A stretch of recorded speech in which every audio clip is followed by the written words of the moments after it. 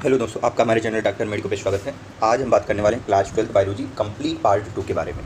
तो इसमें जो पहला चैप्टर है ह्यूमन हेल्थ एंड डिजीज़ है। तो चलिए शुरू करते हैं। उसमें क्या बताया गया है, कॉमन डिजीज़ ह्यूमंस में कौन कौन है। तो सबसे पहले देख लेते हैं हेल्थ की डिफिनीशन क्या है। हेल्थ का मतलब कोई सिंपल नहीं है कि इसका मतलब क्या है, किसी को डिजीज़ नहीं है तो वो हेल्दी है। तो हेल्थ की जो कंप्लीट डिफिनीशन है वो क्या है, complete physical, mental and social wellbeing होना चाहिए। गुड हेल्थ जो है वो क्या करती है, प्रोडक्टिविटी बेटर बनाती है, लॉन्गर लाइफ बनाती है और मॉर्टेलिटी रेट को घटा देती है। डिजीज़ क्या है, एक फंक्शनल डिस्टर्बेंस होता है एक या एक से ज़्यादा आर्गन में। जब फंक्शनल डिस्टर्बेंस हो जाता है तो उसको हम डिजीज़ बोलते हैं। ये डिजीज़ दो तरीके की होती है, एक इन्फेक्शियस होती है, एक नॉन इन्फेक्शियस होती है।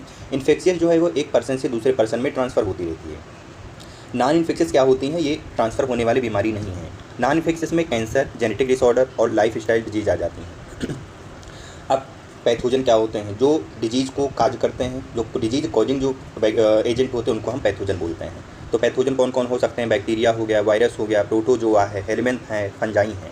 बैक्टीरिया में टाइफाइड और निमोनिया दो यहाँ पे दिए गए हैं। टाइफाइड जो है साल्मोनेला टाइफी काज करता है। इसका जो मोड ऑफ ट्रांसमिशन है वो कंटामिनेटेड फूड एंड वाटर होता है।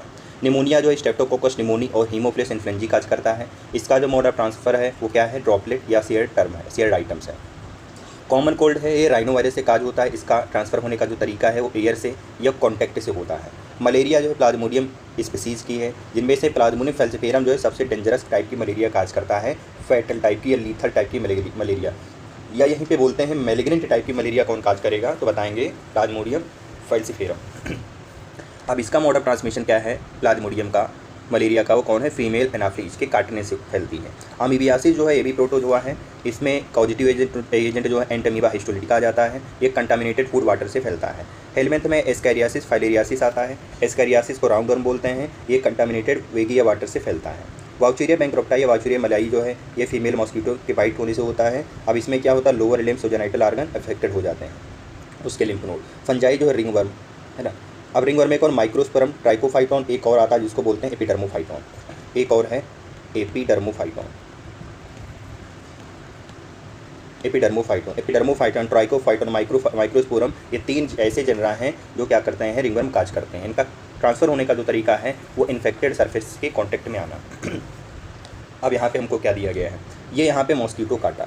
मॉस्किटो काटने के बाद में यहाँ पे लीवर में कौन इंटर करता है, स्पोरोजॉइट क्या है, इन्फेक्टेड, ये इन्फेक्शियस स्टेज है। ये क्या है, ये क्या है, इन्फेक्शियस स्टेज है।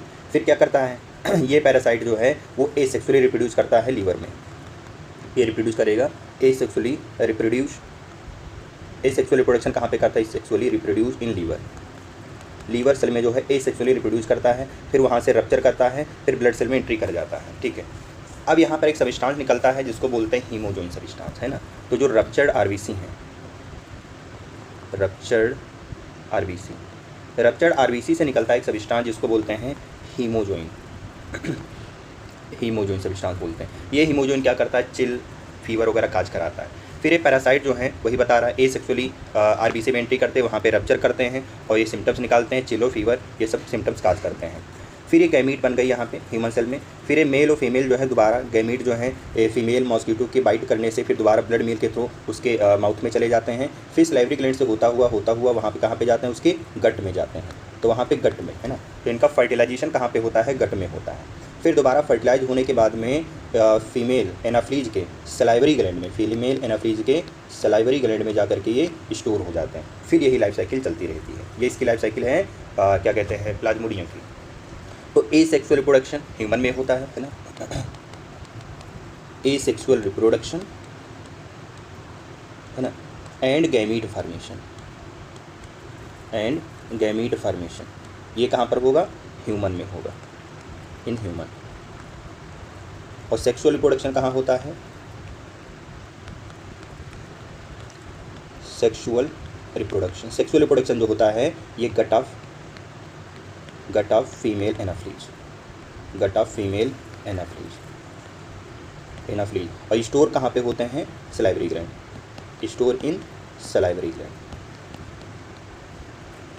सलाइवरी ग्लैंड में स्टोर हो जाते हैं।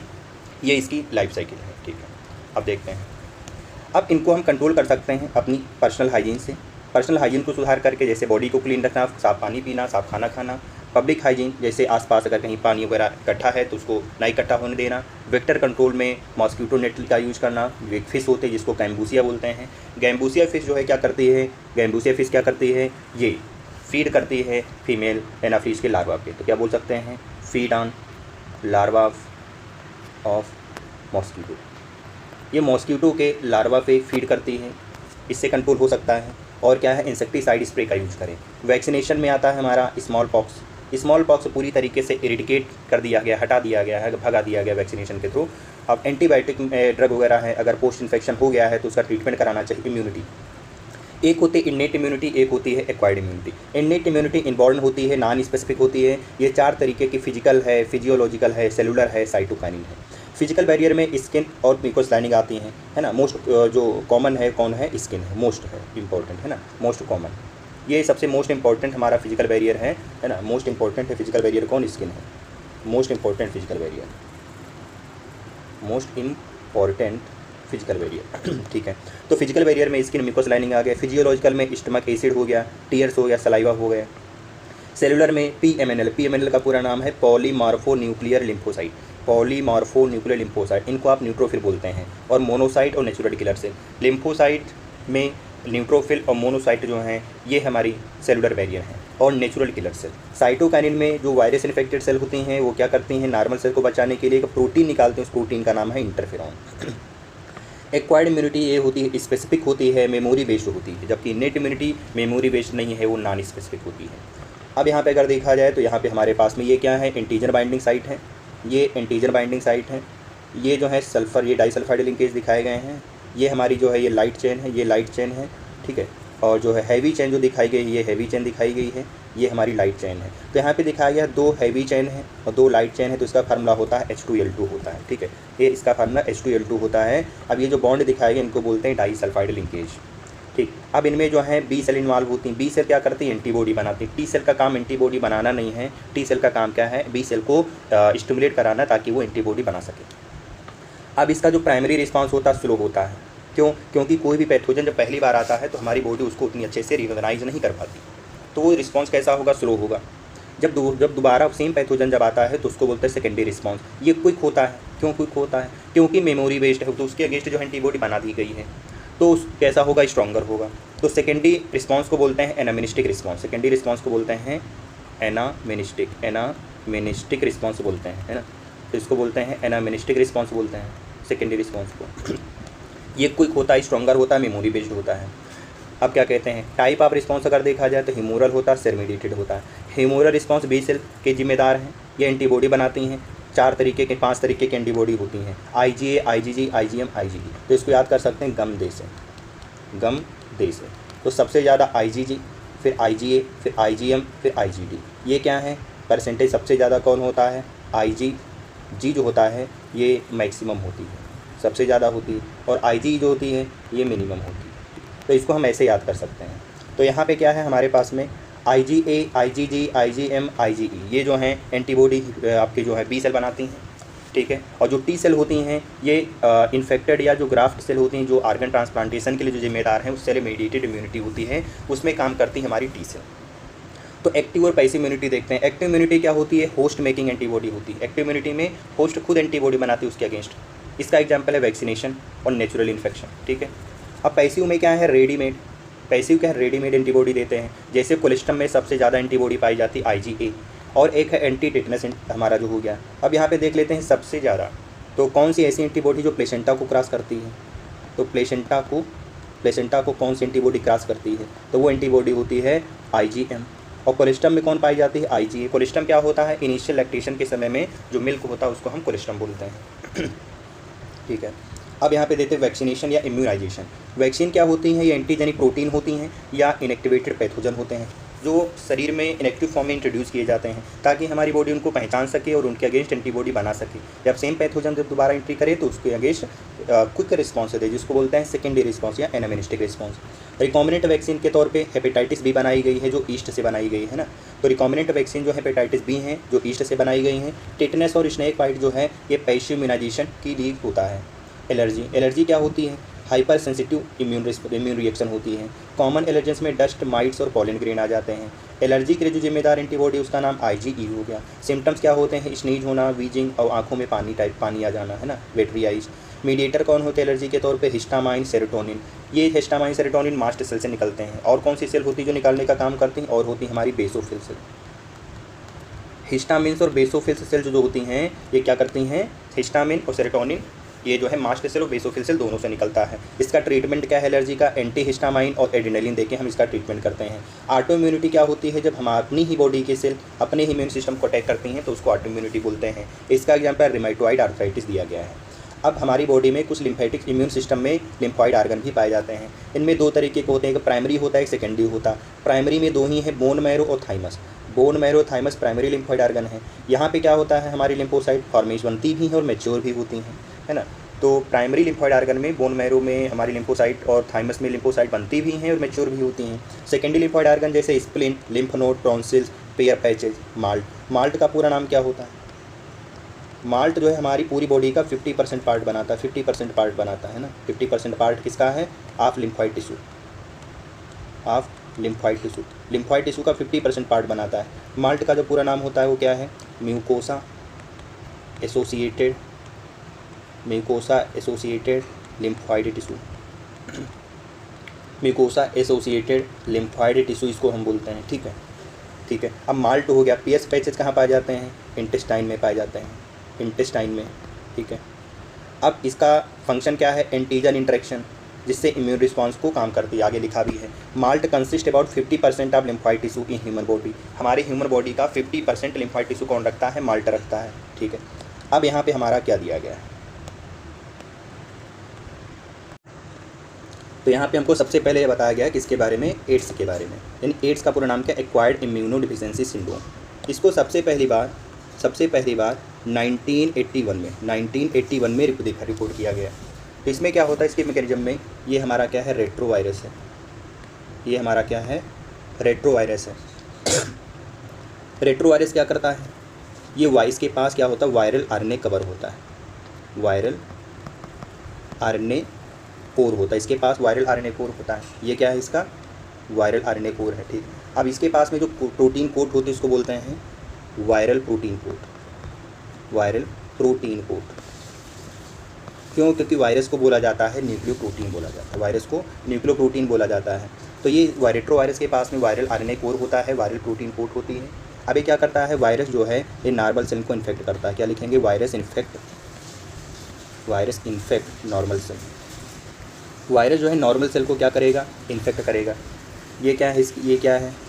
Normal cell. अब यहाँ पे क्या है? जैसे ही हमारा जो ये हमको दी गई है एनिमल सेल,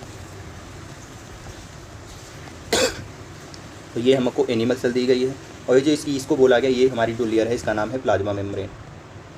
ये क्या है? Plasma membrane. ये हो गई plasma membrane.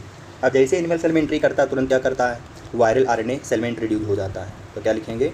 Viral RNA introduce into cell में इंट्रोड्यूस हो गया, ठीक है। ये इसका दिखाया गया साइटोप्लाज्म, ये साइटोप्लाज्म दिखाया गया है। जैसे ही वायरल आरएनए सेल में इंट्रोड्यूस होगा तुरंत क्या होगा? वायरल डीएनए बन जाएगा। Viral DNA produced by RT का मतलब क्या है? Reverse transcriptase enzyme. तो ये वायरल डीएनए बनके तैयार हो गया। अब ये वायरल डीएनए क्या करता है? होस्ट के न्यूक्लियस के साथ में बाइंड करता है। तो क्या लिखेंगे? Viral DNA introduce into host genome. Host genome के साथ में क्या आ जाएगा? अब उसके साथ में लाइगेट कर जाएगा। और यहाँ पे हमको दिखाया गया है, ये इसकी कवरिंग है। ये क्या है? न्यूक्लियस है। ये पूरा हमको जो है न्यूक्लियस दिखाया गया है। इसके अंदर ये दिखाया गया है हमको डीएनए, ठीक है। अब ये वायरस के क्या करेगा? इसके साथ मल्टीप्लाई करेगा और नया वायरल डीएनए बना देगा। न्यू वायरल आरएनए बनाता। New viral RNA produced by infected cell से बन जाएगा। अब फिर क्या करता है? ये बन के तैयार हो गया, है ना। ये वायरस बन के तैयार हो गया। अभी जो न्यू वायरस है ये प्रोड्यूस हो चुका है। ये क्या है? New virus are produce. नए वायरस प्रोड्यूस हो गए हैं। ये सब हमको जो है नए वायरस दिख रहे हैं, ठीक है। हमको नए वायरस दिख रहे हैं। अब यहाँ पे क्या होगा? फिर अगली बार में फिर क्या करेगा, नॉर्मल सेल को फिर इन्फेक्ट कर देगा। ये जो है new virus can infect other cell, फिर यही साइकिल चलती रहेगी। New virus can infect other cell, ये हमको दिखाया गया है। ठीक है, अब देखते हैं तो इसको जो वायरस को जो काज करता है, चाहे जो उसका एड्स, उसका नाम है HIV एक रेट्रोवायरस ग्रुप से फैमिली से बिलोंग करता है। इसके पास में एक एंजाइम होता है जिसको बोलते हैं रिवर्स ट्रांसक्रिप्टेज एंजाइम। इस एंजाइम की मदद से क्या करता है, आरएनए से वो DNA बना लेता है। अभी इसका टारगेट क्या होता है, डायरेक्ट हेल्पर टी सेल को कम करना। हेल्पर टी सेल को कम कर देगा जिसकी वजह से इम्यूनिटी कम हो जाती है। इसका ट्रांसमिशन होने का कारण क्या है, किन किन तरीक़ों से ट्रांसफ़र हो सकता है, अनप्रोटेक्टेड सेक्स करने से, इन्फेक्टेड ब्लड ट्रांसफ्यूजन से, इन्फेक्टेड नीडल के शेयरिंग से फैल सकता है, और क्या कहते हैं, इन्फेक्टेड मदर से फीटस में प्लेसेंटा के थ्रू फैल सकता है। मैकेनिज्म क्या है, वायरस सबसे पहले एंट्री करता है माइक्रोफेज में एंट्री करने के बाद में क्या करता है, DNA बनाता है बाया RT enzyme, reverse transcriptase enzyme. फिर वो जो है होस्ट जीनोम के साथ में इंटीग्रेट कर जाता है। फिर जैसे इंटीग्रेट करता है फिर वो करता है हेल्पर टी सेल को अफेक्ट करता है, जिसका रिजल्ट क्या होता है, हमारी इम्यूनिटी कमज़ोर हो जाती है। इसके सिम्टम्स क्या क्या देखने को मिलते हैं, वेट लॉस होना, फीवर आना और बार बार इन्फेक्शन होने का खतरा होना। इसके लिए टेस्ट करते हैं एलिजा का पूरा नाम है एंजाइम लिंक्ड इम्यूनो सॉर्बेंट एसे। इसका पूरा नाम क्या है, एंजाइम लिंक्ड इम्यूनो सॉर्बेंट एसे। ठीक, ये इसका परिणाम है। इसका जो प्रिंसिपल होता है किस पर बेस्ड होता है, एंटीजन एंटीबॉडी इंटरेक्शन पर बेस्ड होता है। कैंसर क्या अनकंट्रोल सेल डिवीजन होता है, इसमें कॉन्टैक्ट इनहिबिशन की प्रॉपर्टी खत्म हो जाती है। दो तरीके का होता है, वेनाइन और मैलिग्नेंट होता है। वेनाइन लोकलाइज्ड होता है, नॉन इन्वेसिव होता है, फैलने वाला नहीं है, लेकिन मैलिग्नेंट बहुत फैलने वाला होता है और इस फैलने की प्रॉपर्टी को बोलते हैं मेटास्टेसिस, और ये इन्वेसिव है। इसके जो पॉजिटिव एजेंट हैं जो कैंसर काज करते हैं उनको कार्सिनोजेंस बोलते हैं। ये फिजिकल, केमिकल, बायोलॉजिकल, यहाँ तक कि जेनेटिक भी हो सकते हैं। फिजिकल में एक्सरे और यूवी रे आती हैं, है ना, और केमिकल में टोबैको स्मोक, और बायोलॉजिकल में ऑन्कोजेनिक वायरस जैसे HPV, जिसको HPV का नाम है ह्यूमन पैप्लियोमा वायरस। HPV का पूरा नाम ह्यूमन पैप्लियोमा वायरस। जेनेटिक में क्या आता है, हमारे जो प्रोटो ऑन्कोजीन होते हैं, हमारे प्रोटो ऑन्कोजीन जो होते हैं वो ऑन्कोजीन में बदल जाते हैं। ठीक है, इसका डिटेक्शन जो है बायोप्सी से कर सकते हैं, CT स्कैन या MRI एंटीबॉडी से। जेनेटिक स्क्रीनिंग भी करते हैं प्रीडिस्पोजिशन के लिए। ट्रीटमेंट में क्या है, सर्जरी, रेडियोथेरेपी और कीमोथेरेपी। तो कैंसर का जो ट्रीटमेंट है कौन है, सर्जरी, रेडियोथेरेपी, कीमोथेरेपी है। इसमें क्या होता है, अल्फा इंटरफेरॉन दिए जाते हैं जो क्या करते हैं, हमारे इम्यून सिस्टम को बूस्ट कर देते हैं। ड्रग और एल्कोहल में जो होती हैं कॉमनली अब्यूज्ड जो ड्रग हैं उनमें से opioid, cannabinoids, cocaine, barbiturates, amphetamines, benzodiazepine और स्टेरॉइड आते हैं। ओपियोइड जो निकाला जाता है वो पेपेवर सोमनिफेरम से निकाला जाता है। इसमें जो कॉमन हीरोइन है। इसका इफेक्ट क्या है, डिप्रेशन के तौर पे काम करता है। कैनाबिनॉइड्स में कैनाबिनस सटाइवा, ये भांग होती है, ये सेंट्रल नर्वस सिस्टम पे काम करती है जिससे यूफोरिया होता है। कोकैन जो है एरिथ्रोजाइलम कोका से, ये प्लांट नेटिव कहाँ से था, साउथ अमेरिका का नेटिव प्लांट है ये कोकैन, इससे निकाली जाती है। इसका काम क्या है, एक्साइटेशन कराना, यूफोरिया कराना, हेलुसिनेशन काज करना। बारबिचुरेट्स, एम्फेटामाइन और बेंजोडाइज़ेपिन जो हैं ये सिंथेटिक ड्रग हैं। बारबिचुरेट्स, एम्फेटामाइंस, बेंजोडाइज़ेपिन सिंथेटिक हैं। ये क्या करती हैं, स्लीप को इंड्यूस करती है, जिनको नींद नहीं आती तब ये दिया जाता है ना। और ये एडिक्टिव होती है, यानी कि अगर एक बार आदत लग गई तो इसके बिना नींद भी नहीं आएगी, है ना। स्टेरॉइड सिंथेटिक होते हैं। इनका काम क्या है, स्टेरॉइड का मसल्स ग्रोथ कराना, हार्मोनल इम्बैलेंस कर देते हैं। हमको दिया गया है एट्रोपा, बेलेडोना और धतूरा। एट्रोपा, बेलेडोना, धतूरा जो हैं ये हाइलोसिनेजिक प्रॉपर्टी रखते हैं। और ये जो हमको जो रिंग वाला जो स्ट्रक्चर दिखाया गया है, इस स्ट्रक्चर का नाम है मॉर्फिन। और ये जो हमको दिखाया गया इसको बोलते हैं ओपियम या पॉपी प्लांट बोलते हैं। ठीक है, और ये जो हमको जो ओपन टाइप का दिखाया गया इसको बोलते हैं, ये हमारा स्ट्रक्चर है कैनाबिनॉइड स्ट्रक्चर, ये हमको धतूरा दिखाया गया है। अब यहाँ से आता है कि कौन सी ड्रग है जो पॉपी प्लांट से निकाली जाती है, कौन सी ड्रग है जो पॉपी प्लांट से निकाली जाती है, वो हमारी कौन है, मॉर्फिन वगैरह हो गया, ओपियम वगैरह हो गए, सब आ गए। ठीक है, एल्कोहल अब्यूज के कारण क्या है, इसका काज हो सकता है, लीवर सिरोसिस हो सकता है, ब्रेन डैमेज हो सकता है, ऑक्सीजन में लो लेवल हो सकता है ना, लो ऑक्सीजन हो सकता है जिससे CO लेवल बढ़ जाता है, तंबाकू चबाना जिससे ओरल कैंसर हो सकता है, एडोलसेंट या एडिक्शन में क्या होता, क्यूरियोसिटी, स्ट्रेस, पीर प्रेशर, ये सब मेजर काज हैं। तो इसका एडिक्शन का मेजर कारण कौन है, क्यूरियोसिटी, स्ट्रेस, पीर प्रेशर, जिससे क्या होता है, एडिक्शन और डिपेंडेंसी आ जाती है। इसका प्रिवेंशन और कंट्रोल में क्या है, काउंसलिंग करनी चाहिए, एजुकेशन और फैमिली सपोर्ट भी होना चाहिए, और पीर प्रेशर से बचना चाहिए। रिहेबिलिटेशन सेंटर और मेडिकल हेल्प की ज़रूरत होनी चाहिए, जैसे उसको अगर ज़रूरत है साइकोलॉजिस्ट की तो साइकोलॉजिस्ट के पास ले जाना चाहिए, और जो एडिक्शन सेंटर है वहाँ पे उसको ले जाना चाहिए। अब देखते हैं माइक्रोब्स एंड ह्यूमन वेलफेयर। तो microbes in household product, microbes हर जगह पाए जाते हैं, सॉइल, वाटर, एयर, यहाँ तक कि ह्यूमन और एनिमल के अंदर भी पाए जाते हैं। ये माइक्रोब्स में bacteria, fungi, protozoa, virus, viroid prions भी आ जाते हैं, है ना। ये सब क्या है, माइक्रोब्स ही हैं। कॉमन इनका यूज क्या है, कर्ड फार्मेशन। जैसे एक माइक्रोब्स है जिसका नाम लैक्टोबैसिलस है। लैब मतलब लैक्टिक एसिड बैक्टीरिया, है ना। ये क्या करता है, लैक्टोज को, इसका काम क्या है, लैक्टोज को लैक्टिक एसिड बना देना। और क्या कहता है, हमारे स्टमक में क्या करता है, हमारे स्टमक में विटामिन B12 के सिक्रीशन को बढ़ा देता है। तो ये जो लैक्टोबैसिलस जो लैब है, कर्ड है, क्या करता है, स्टमक में डिजीज काजिंग ऑर्गेनिज्म को चेक करता है और ये हमारे विटामिन B12 को बढ़ाने का काम करता है। तो कौन सी विटामिन कर्ड में लैब के द्वारा बनाई जाती है, कौन सी है, विटामिन B12 है। फर्मेंटेशन ऑफ डोसा, इडली, डफ, इसमें गैस निकलती है CO2 पफिंग से। ब्रेड बनाने के तौर पे बेकर्स ईस्ट यूज़ करते हैं। बेकर्स ईस्ट जो है हमारा क्या, सेक्रोमाइसिस सेरेविसी है। टूडी जो है ट्रेडिशनल ड्रिंक है, ये पॉम सेप के फर्मेंट से बनाया जाता है, साउथ इंडिया में काम होता है। चीज़ जो है ओल्डेस्ट फूड आइटम्स हैं जिसमें माइक्रोब्स यूज़ किए जाते हैं। चीज़ जो है एक ओल्डेस्ट फूड आइटम है जिसमें माइक्रोब्स यूज़ किए जाते हैं। सूज चीज़ जो होता है ये बैक्टीरिया से होता है जिसका नाम प्रोपियोनी बैक्टीरियम सेरमानी, ये CO2 प्रोड्यूस करता है। रोकोफर्टी जो चीज़ होता है ये पेनिसिलियम रोकोफर्टी फंजाई से आता है। इसमें फ्लेवर, टेस्ट और टेक्सचर ये सब इसमें इसको बदल देते हैं। माइक्रोब्स इंडस्ट्रियल प्रोडक्ट में देखा जाए तो फर्मेंटेड बेवरेज होते हैं। फर्मेंटेड बेवरेज में ईस्ट जो है सेक्रोमाइसिस सेरेविसी, इसको बोलते हैं, ब्रेवरेज ईस्ट भी बोलते हैं। इसका काम क्या होता है, फर्मेंटेशन से एथेनॉल बनाना। विदाउट डिस्टिलेशन से बनाई गई वाइन बियर होती है। डिस्टिलेशन से बनाई गई विस्की ब्रांडी रम आ जाती है। विस्की ब्रांडी रम डिस्टिलेशन से बनाई जाती हैं। तो विदाउट डिस्टिलेशन में वाइन और बियर आ जाती हैं। एंटीबायोटिक एक ऐसे सब्सटेंस होते हैं जो माइक्रोब्स के द्वारा प्रोड्यूस किए जाते हैं और वो दूसरे माइक्रोब्स की ग्रोथ को रोक देते हैं, उनको मारने का काम करते हैं। पहली जो एंटीबायोटिक थी वो पेनिसिलिन डिस्कवर की गई थी। ये डिस्कवर की गई थी अलेक्जेंडर फ्लेमिंग के द्वारा। ये काम कर रहे थे स्टेफाइलोकोकाई बैक्टीरिया पे। इन्होंने क्या देखा कि इसके चारों तरफ कुछ मोल्ड ग्रो कर गए हैं। वो क्या करते हैं, इस स्टेफाइलोकोकाई बैक्टीरिया की कॉलोनी को ग्रो करने ही नहीं दे रहे थे, है ना। तो ये जो पेनिसिलियम नोटेटम फंगस से निकाला गया, इसकी जो फुल पोटेंशियल स्टेबलाइज किसने किया, चैन फ्लोरी ने।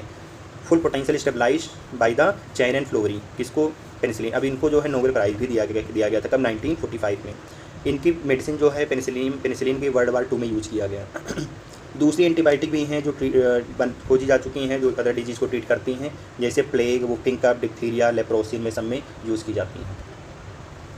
जैसे एस्परजिलस नाइगर जो फंगस से बनाया जाता है, इसका product citric acid, Acetobacter aceti acetic acid, Clostridium butylicum butyric acid, Lactobacillus lactic acid और सेक्रोमाइसिस सेरेविसी एथेनॉल।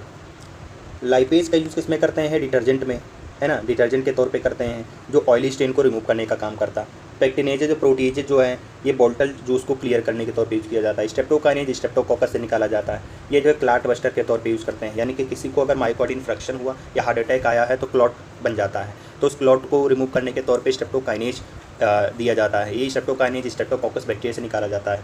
साइक्लोस्पोरिन ए जो है ट्राइकोडर्मा पॉलीस्पोरम से निकाला जाता है। ये क्या है कि फंगस है, ये ट्राइकोडर्मा पॉलीस्पोरम से निकाला गया। साइक्लोस्पोरिन ए जो है ये आर्गन ट्रांसप्लांट के समय इम्यूनिटी को सप्रेस करने का काम करता है ना, तो इम्यूनो सप्रेसेंट है। स्टैटिन जो है मोनस्कस परक्यूरियस है, ये ब्लड कोलेस्ट्रॉल लेवल को कम कर देता है, जो उसको एंजाइम बनाता है उस एंजाइम को ही इनहिबिट कर देता है डायरेक्ट। अब माइक्रो सीवेज ट्रीटमेंट में, तो सीवेज क्या होता है, जो म्यूनिसिपल वेस्ट वाटर होता है इसको सीवेज बोलते हैं। ये ऑर्गेनिक मैटर और माइक्रोब्स में रिच होता है। अब सीवेज ट्रीटमेंट प्लांट में 2 स्टेप ट्रीटमेंट होता है। एक होता है प्राइमरी ट्रीटमेंट जिसको फिजिकल बोलते हैं, दूसरा सेकेंडरी ट्रीटमेंट, इसको हम बायोलॉजिकल बोलते हैं। तो प्राइमरी ट्रीटमेंट में हम बड़े बड़े सॉलिड पार्टिकल, सॉलिड चीज़ों को हम रिमूव करते हैं। इसमें 2 स्टेप आते हैं, फिल्ट्रेशन और सेडिमेंटेशन।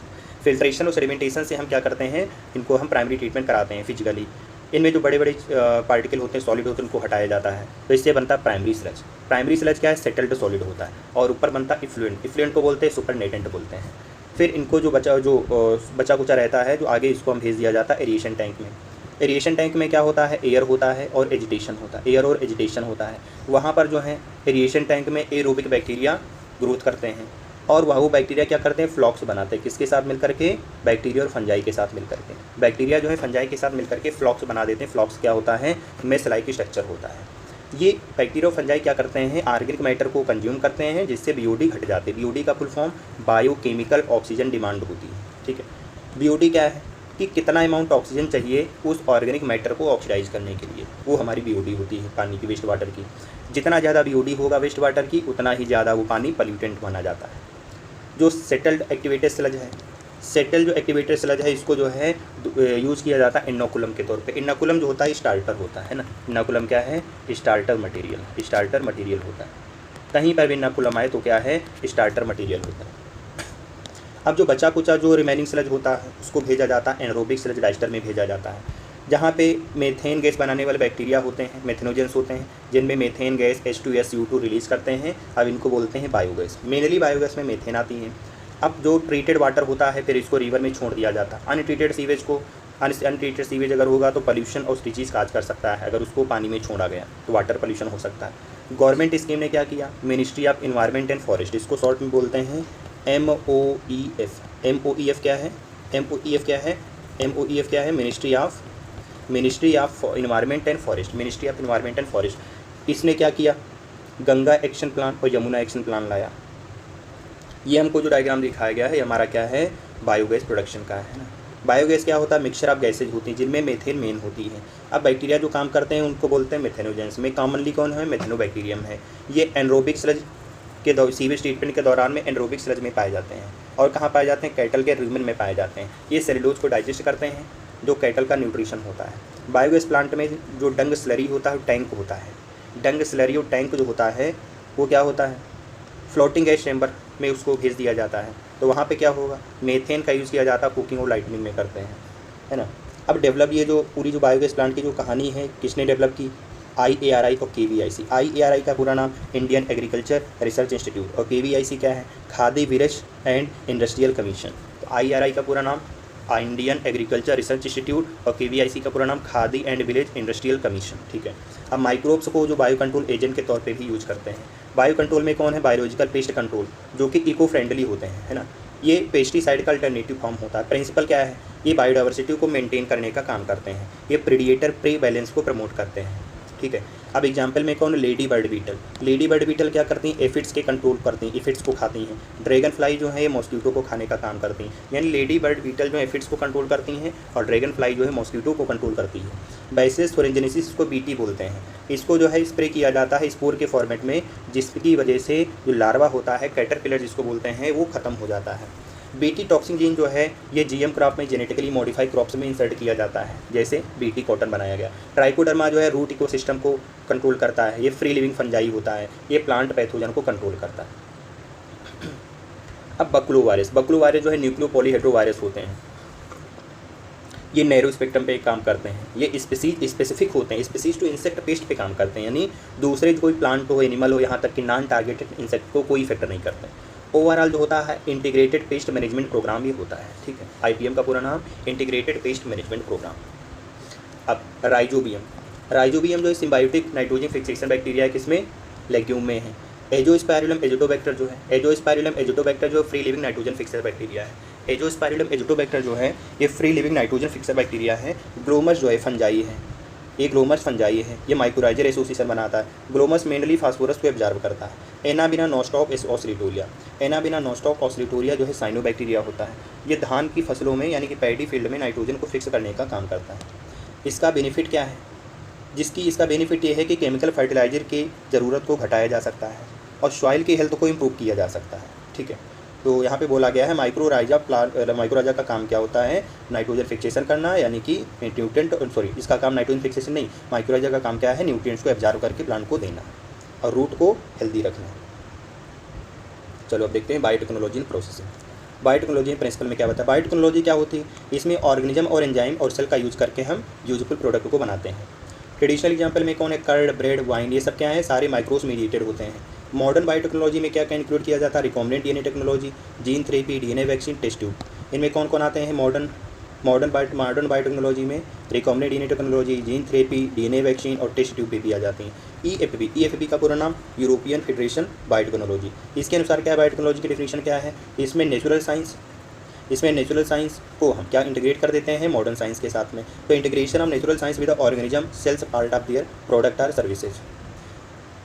बायोटेक्नोलॉजी की दो कोर टेक्निक है, एक होता है जेनेटिक इंजीनियरिंग, दूसरा होता है bio processing engineering. Genetic engineering में DNA और RNA को अल्टर किया जाता है जिससे फिनोटाइप बदल जाता है। बायो प्रोसेसिंग में क्या होता है कि इसमें स्टेराइल कंडीशन मेंटेन किया जाता है ताकि केवल डिजायर्ड माइक्रोब्स ही ग्रो करें और हमें प्रोडक्शन ज़्यादा अमाउंट में मिले। अब बायोटेक्नोलॉजी के टेक्निक के जो दो कोर कौन है, जेनेटिक इंजीनियरिंग और बायो प्रोसेसिंग इंजीनियरिंग। तो ट्रेडिशनल हाइब्रिडाइजेशन में क्या क्या आता था, ट्रेडिशनल जब हाइब्रिडाइजेशन किया जाता था तो अनडिजायरेबल जीन भी ग्रो कर जाते थे। तो जेनेटिक इंजीनियरिंग क्या करता है, केवल डिजायरेबल जीन को ही ट्रांसफ़र करता है। स्टैनले कोहने और हर्बर्ट वोन स्टेनले कुहने और हर्बर्ट बोयन ने 1972 में एक एंटीबायोटिक रेजिस्टेंस जीन को आइसोलेट किया, जो क्या था, एक डीएनए का टुकड़ा था, उससे निकाला गया। वो कहाँ पे पाया गया? प्लाज्मिड। तो 1972 में स्टेनले कुहने और हर्बर्ट बोयन ने प्लाज्मिड से एक डीएनए का टुकड़ा निकाला, कट किया। उसके पास में प्रॉपर्टी थी जिसका नाम था एंटीबायोटिक रेजिस्टेंस जीन प्रॉपर्टी। वो जो है वो एंटीबायोटिक रेजिस्टेंस देने का काम करती थी, उसके लिए रिस्पॉन्सिबल है। तो जेनेटिकली मॉडिफाई ऑर्गेनिज्म बनाने में 3 स्टेप बेसिक होते हैं। पहला क्या होता है? डीएनए को आइडेंटिफाई करना, दूसरा डीएनए को इंट्रोड्यूस करना, तीसरा है इंट्रोड्यूस डीएनए का मेंटेनेंस। ये 3 स्टेप होते हैं। जो रिकॉम्बिनेंट डीएनए टेक्नोलॉजी है उसमें टूल्स कौन कौन होते हैं?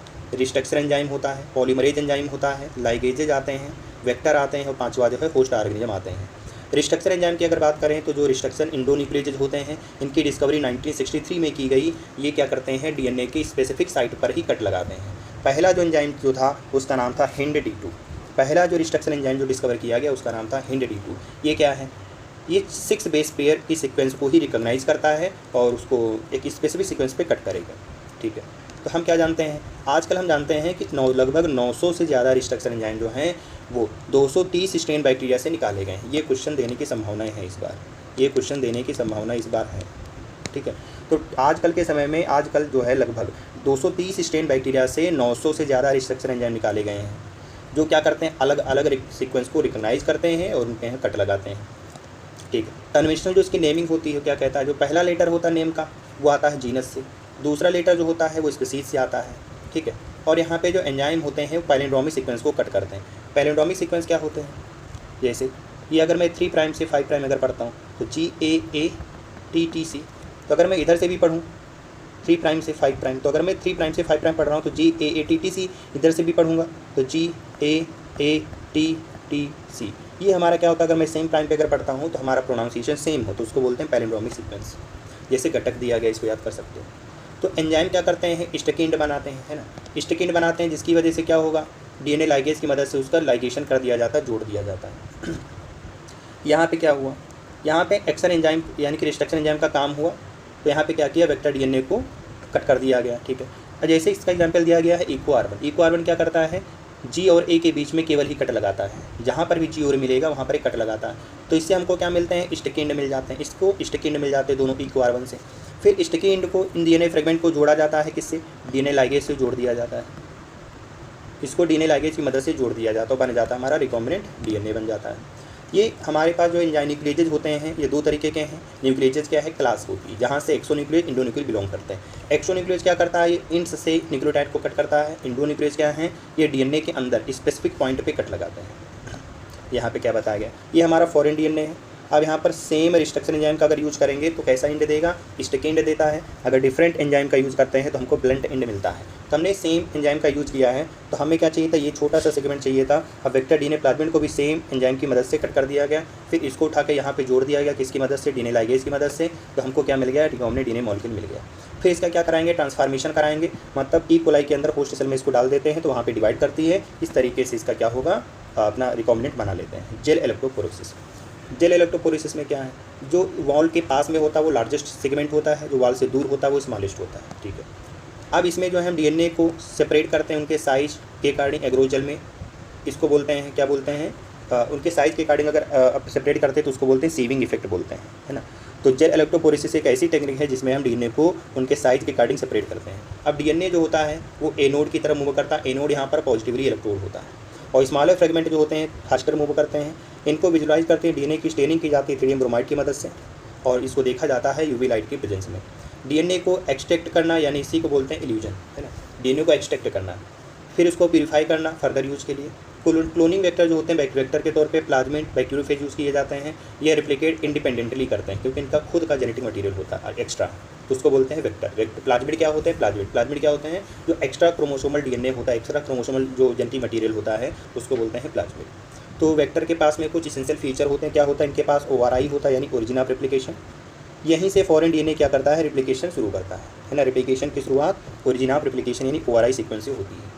सेलेक्टेबल मार्कर का काम क्या होता है? इनको पहचानना, फिर जो नॉन ट्रांसफार्मिंग है उनको एलिमिनेट करना और केवल जो है जो सेलेक्ट ट्रांसफार्मेंट की ही ग्रोथ को सेलेक्ट यानी कि सेलेक्टिवली परमिट करना, अलाउ करना। इनमें जो सेलेक्टेबल मार्कर के तौर पर एंटीबायोटिक यूज़ किए जाते हैं उनमें एम्पिसिलिन, टेट्रासाइक्लिन, काइनामाइसिन और हमारे पास क्लोरामफेनिकोल आते हैं। कौन कौन आते हैं? काइनामाइसिन, काइनामाइसिन हो गया और क्लोरामफेनिकोल। ये हमारी जो एंटीबायोटिक एनसीईआरटी में दी गई है। तो एम्पिसिलिन, टेट्रासाइक्लिन और काइनामाइसिन, क्लोरामफेनिकोल ये क्या होते हैं? सेलेक्टिव मार्कर होते हैं। क्लोनिंग साइट क्या होती है इनके पास में? सिंगल डिस्ट्रक्शन साइट होती है, जैसे PBR 305 वेक्टर। इसके पास में कौन कौन साइट हैं? हिंड D3 है, बैम H1 है, इको R1 है। तो यहाँ पे हमारा जो टेट्रासाइक्लिन साइट है, टेट्रासाइक्लिन साइट पे बैम H1 और सेल फर्स्ट पाया गया। एम्पिसिलिन साइट पे क्या है? PUB फर्स्ट और PST फर्स्ट पाया गया है ना। तो यहाँ पे हमको पाया गया इको R1 फर्स्ट और क्ले फर्स्ट, हिंड D3 और ORI। और ROP का पूरा नाम replication of protein. ROP site पे पाया गया PBU सेकेंड पाया गया।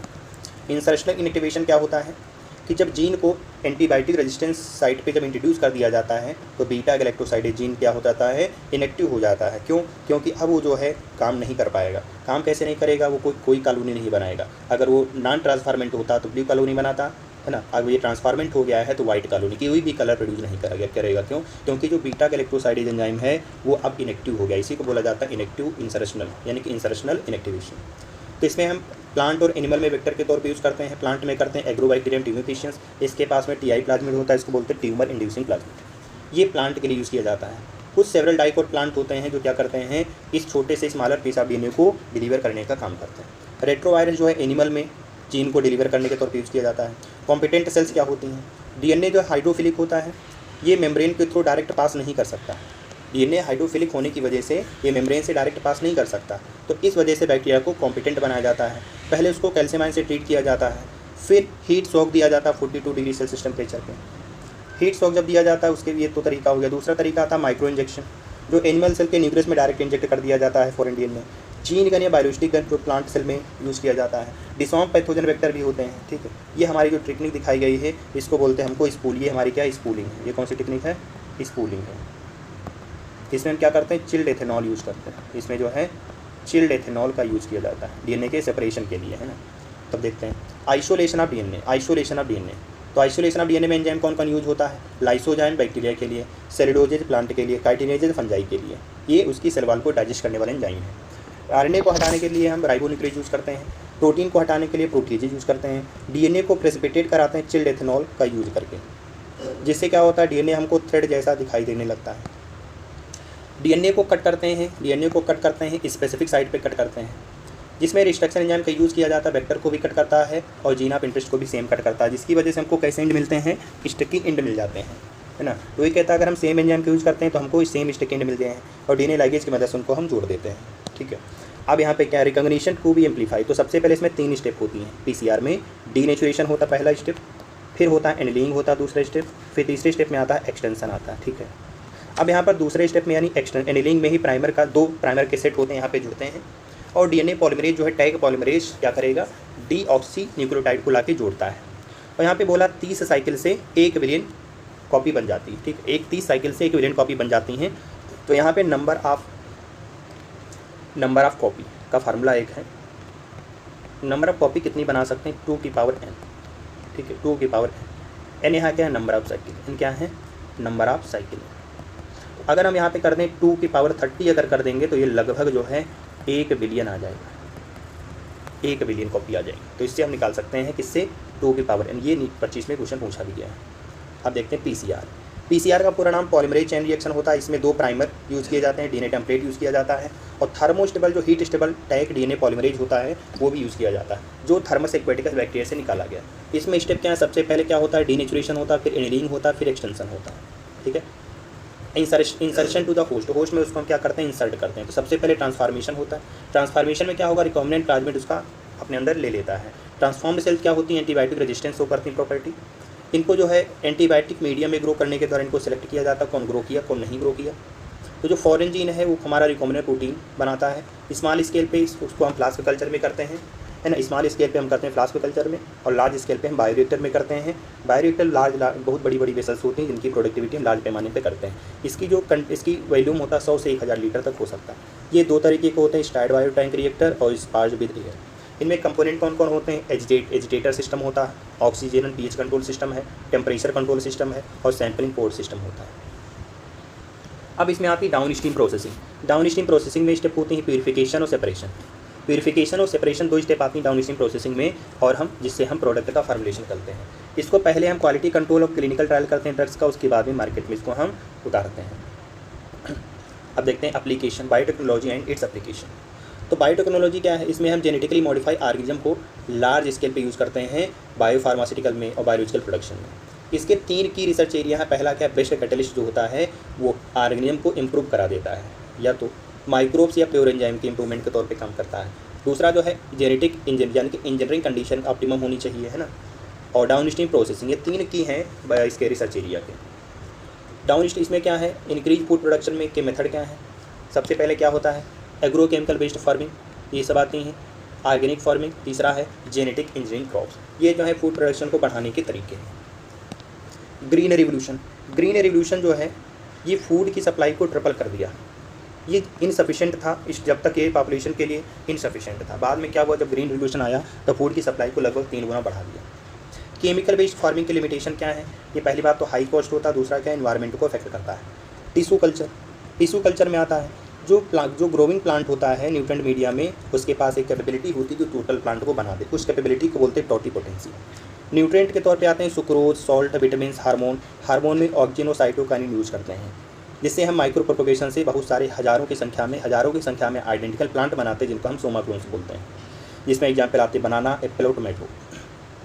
मेरिस्टम कल्चर क्या होता है, वायरस फ्री प्लांट बनाने के लिए हम मेरिस्टम कल्चर करते हैं, क्योंकि वायरस की जो डिवाइड करने की कैपेबिलिटी रेट है वो स्लो होती है then compare to meristem culture. इस वजह से हम वायरस फ्री प्लांट अगर बनाने हैं तो हमको मेरिस्टम कल्चर कराना होगा।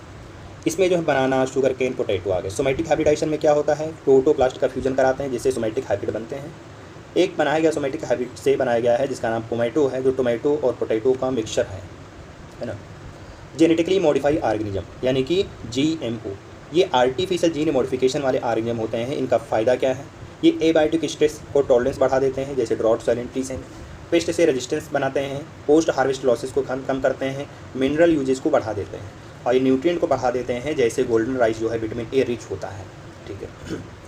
अब BT क्रॉप्स में नेचुरल इंसेक्ट रेजिस्टेंस होता है, जिसको बोलते हैं BT, बैसिलस थोरेंजेनेसिस, जो BT टॉक्सिन जो कि प्रोटॉक्सिन होता है वो प्रोड्यूस करता है। जैसे ही प्रोटॉक्सिन जो है इंसेक्ट के अल्कलाइन गट में पहुंचता है, तुरंत वो एक्टिव हो जाता है और इंसेक्ट को मार देता है। उसकी गट की एपिथेलियम में क्या कर देगा, परफोरेशन कर देता है। इसको जो कॉटन बॉलवर्म को कोड करने वाले जो हैं, वो मारने वाले जो एंजाइम हैं, उसका जो जीन उसका नाम है क्राइफस्टेसी क्राइसेकेंड AB। क्राइफस्टेसी क्राइसेकेंड AB जो है कॉटन बॉलवर्म से संबंध रखता है, क्राइफस्ट AB कॉर्न बोरर से।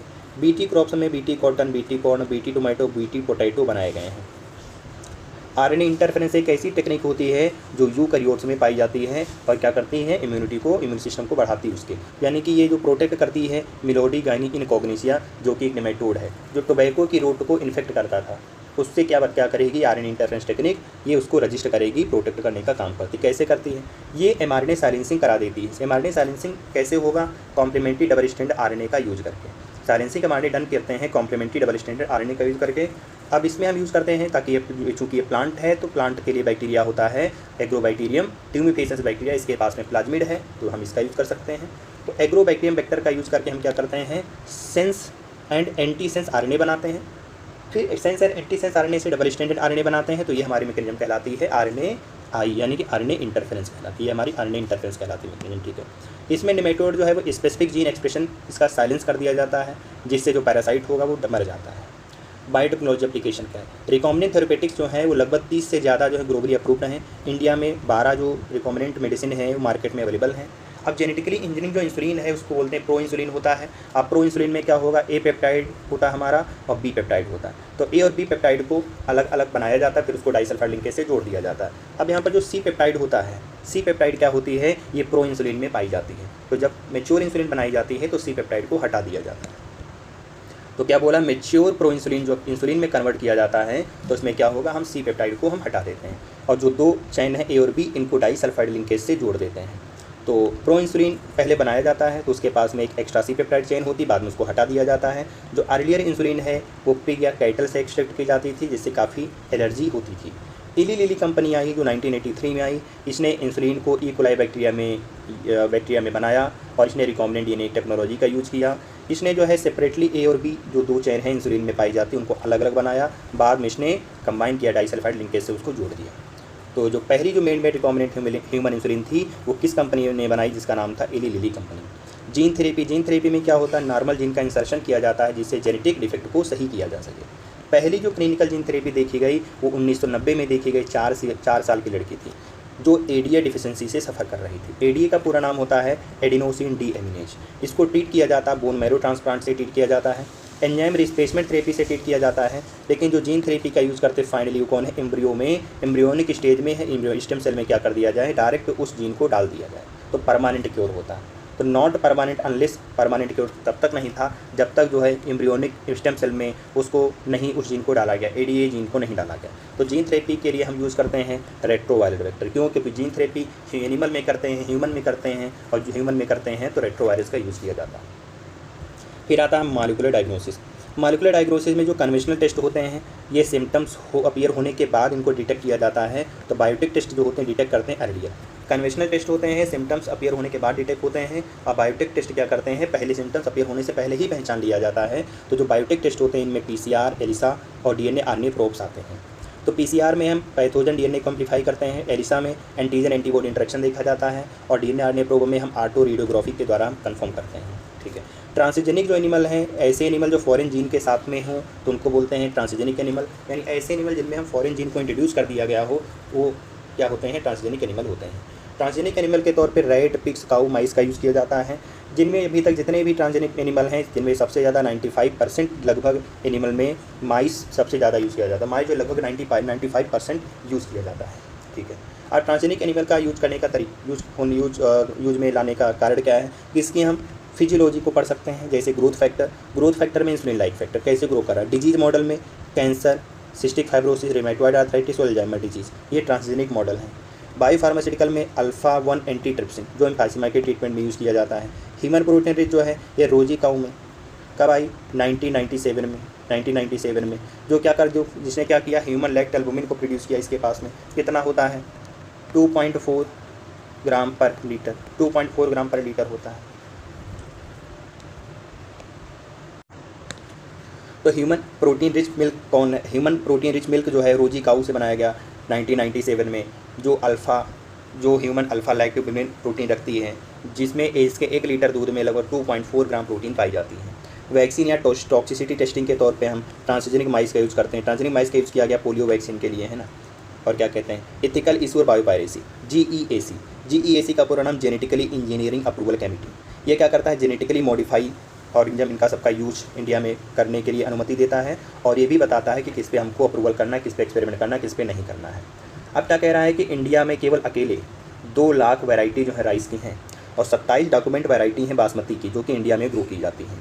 बासमती बायोपायरेसी ये जो है यूएस कंपनी 1997 में इसने जो इंडियन पेटेंट जो इंडियन बासमती हाइब्रिड है उसको करा लिया पेटेंट। तो बासमती बायोपायरेसी जो है यूएस कंपनी ने 1997 में इंडियन बासमती हाइब्रिड को पेटेंट करा लिया।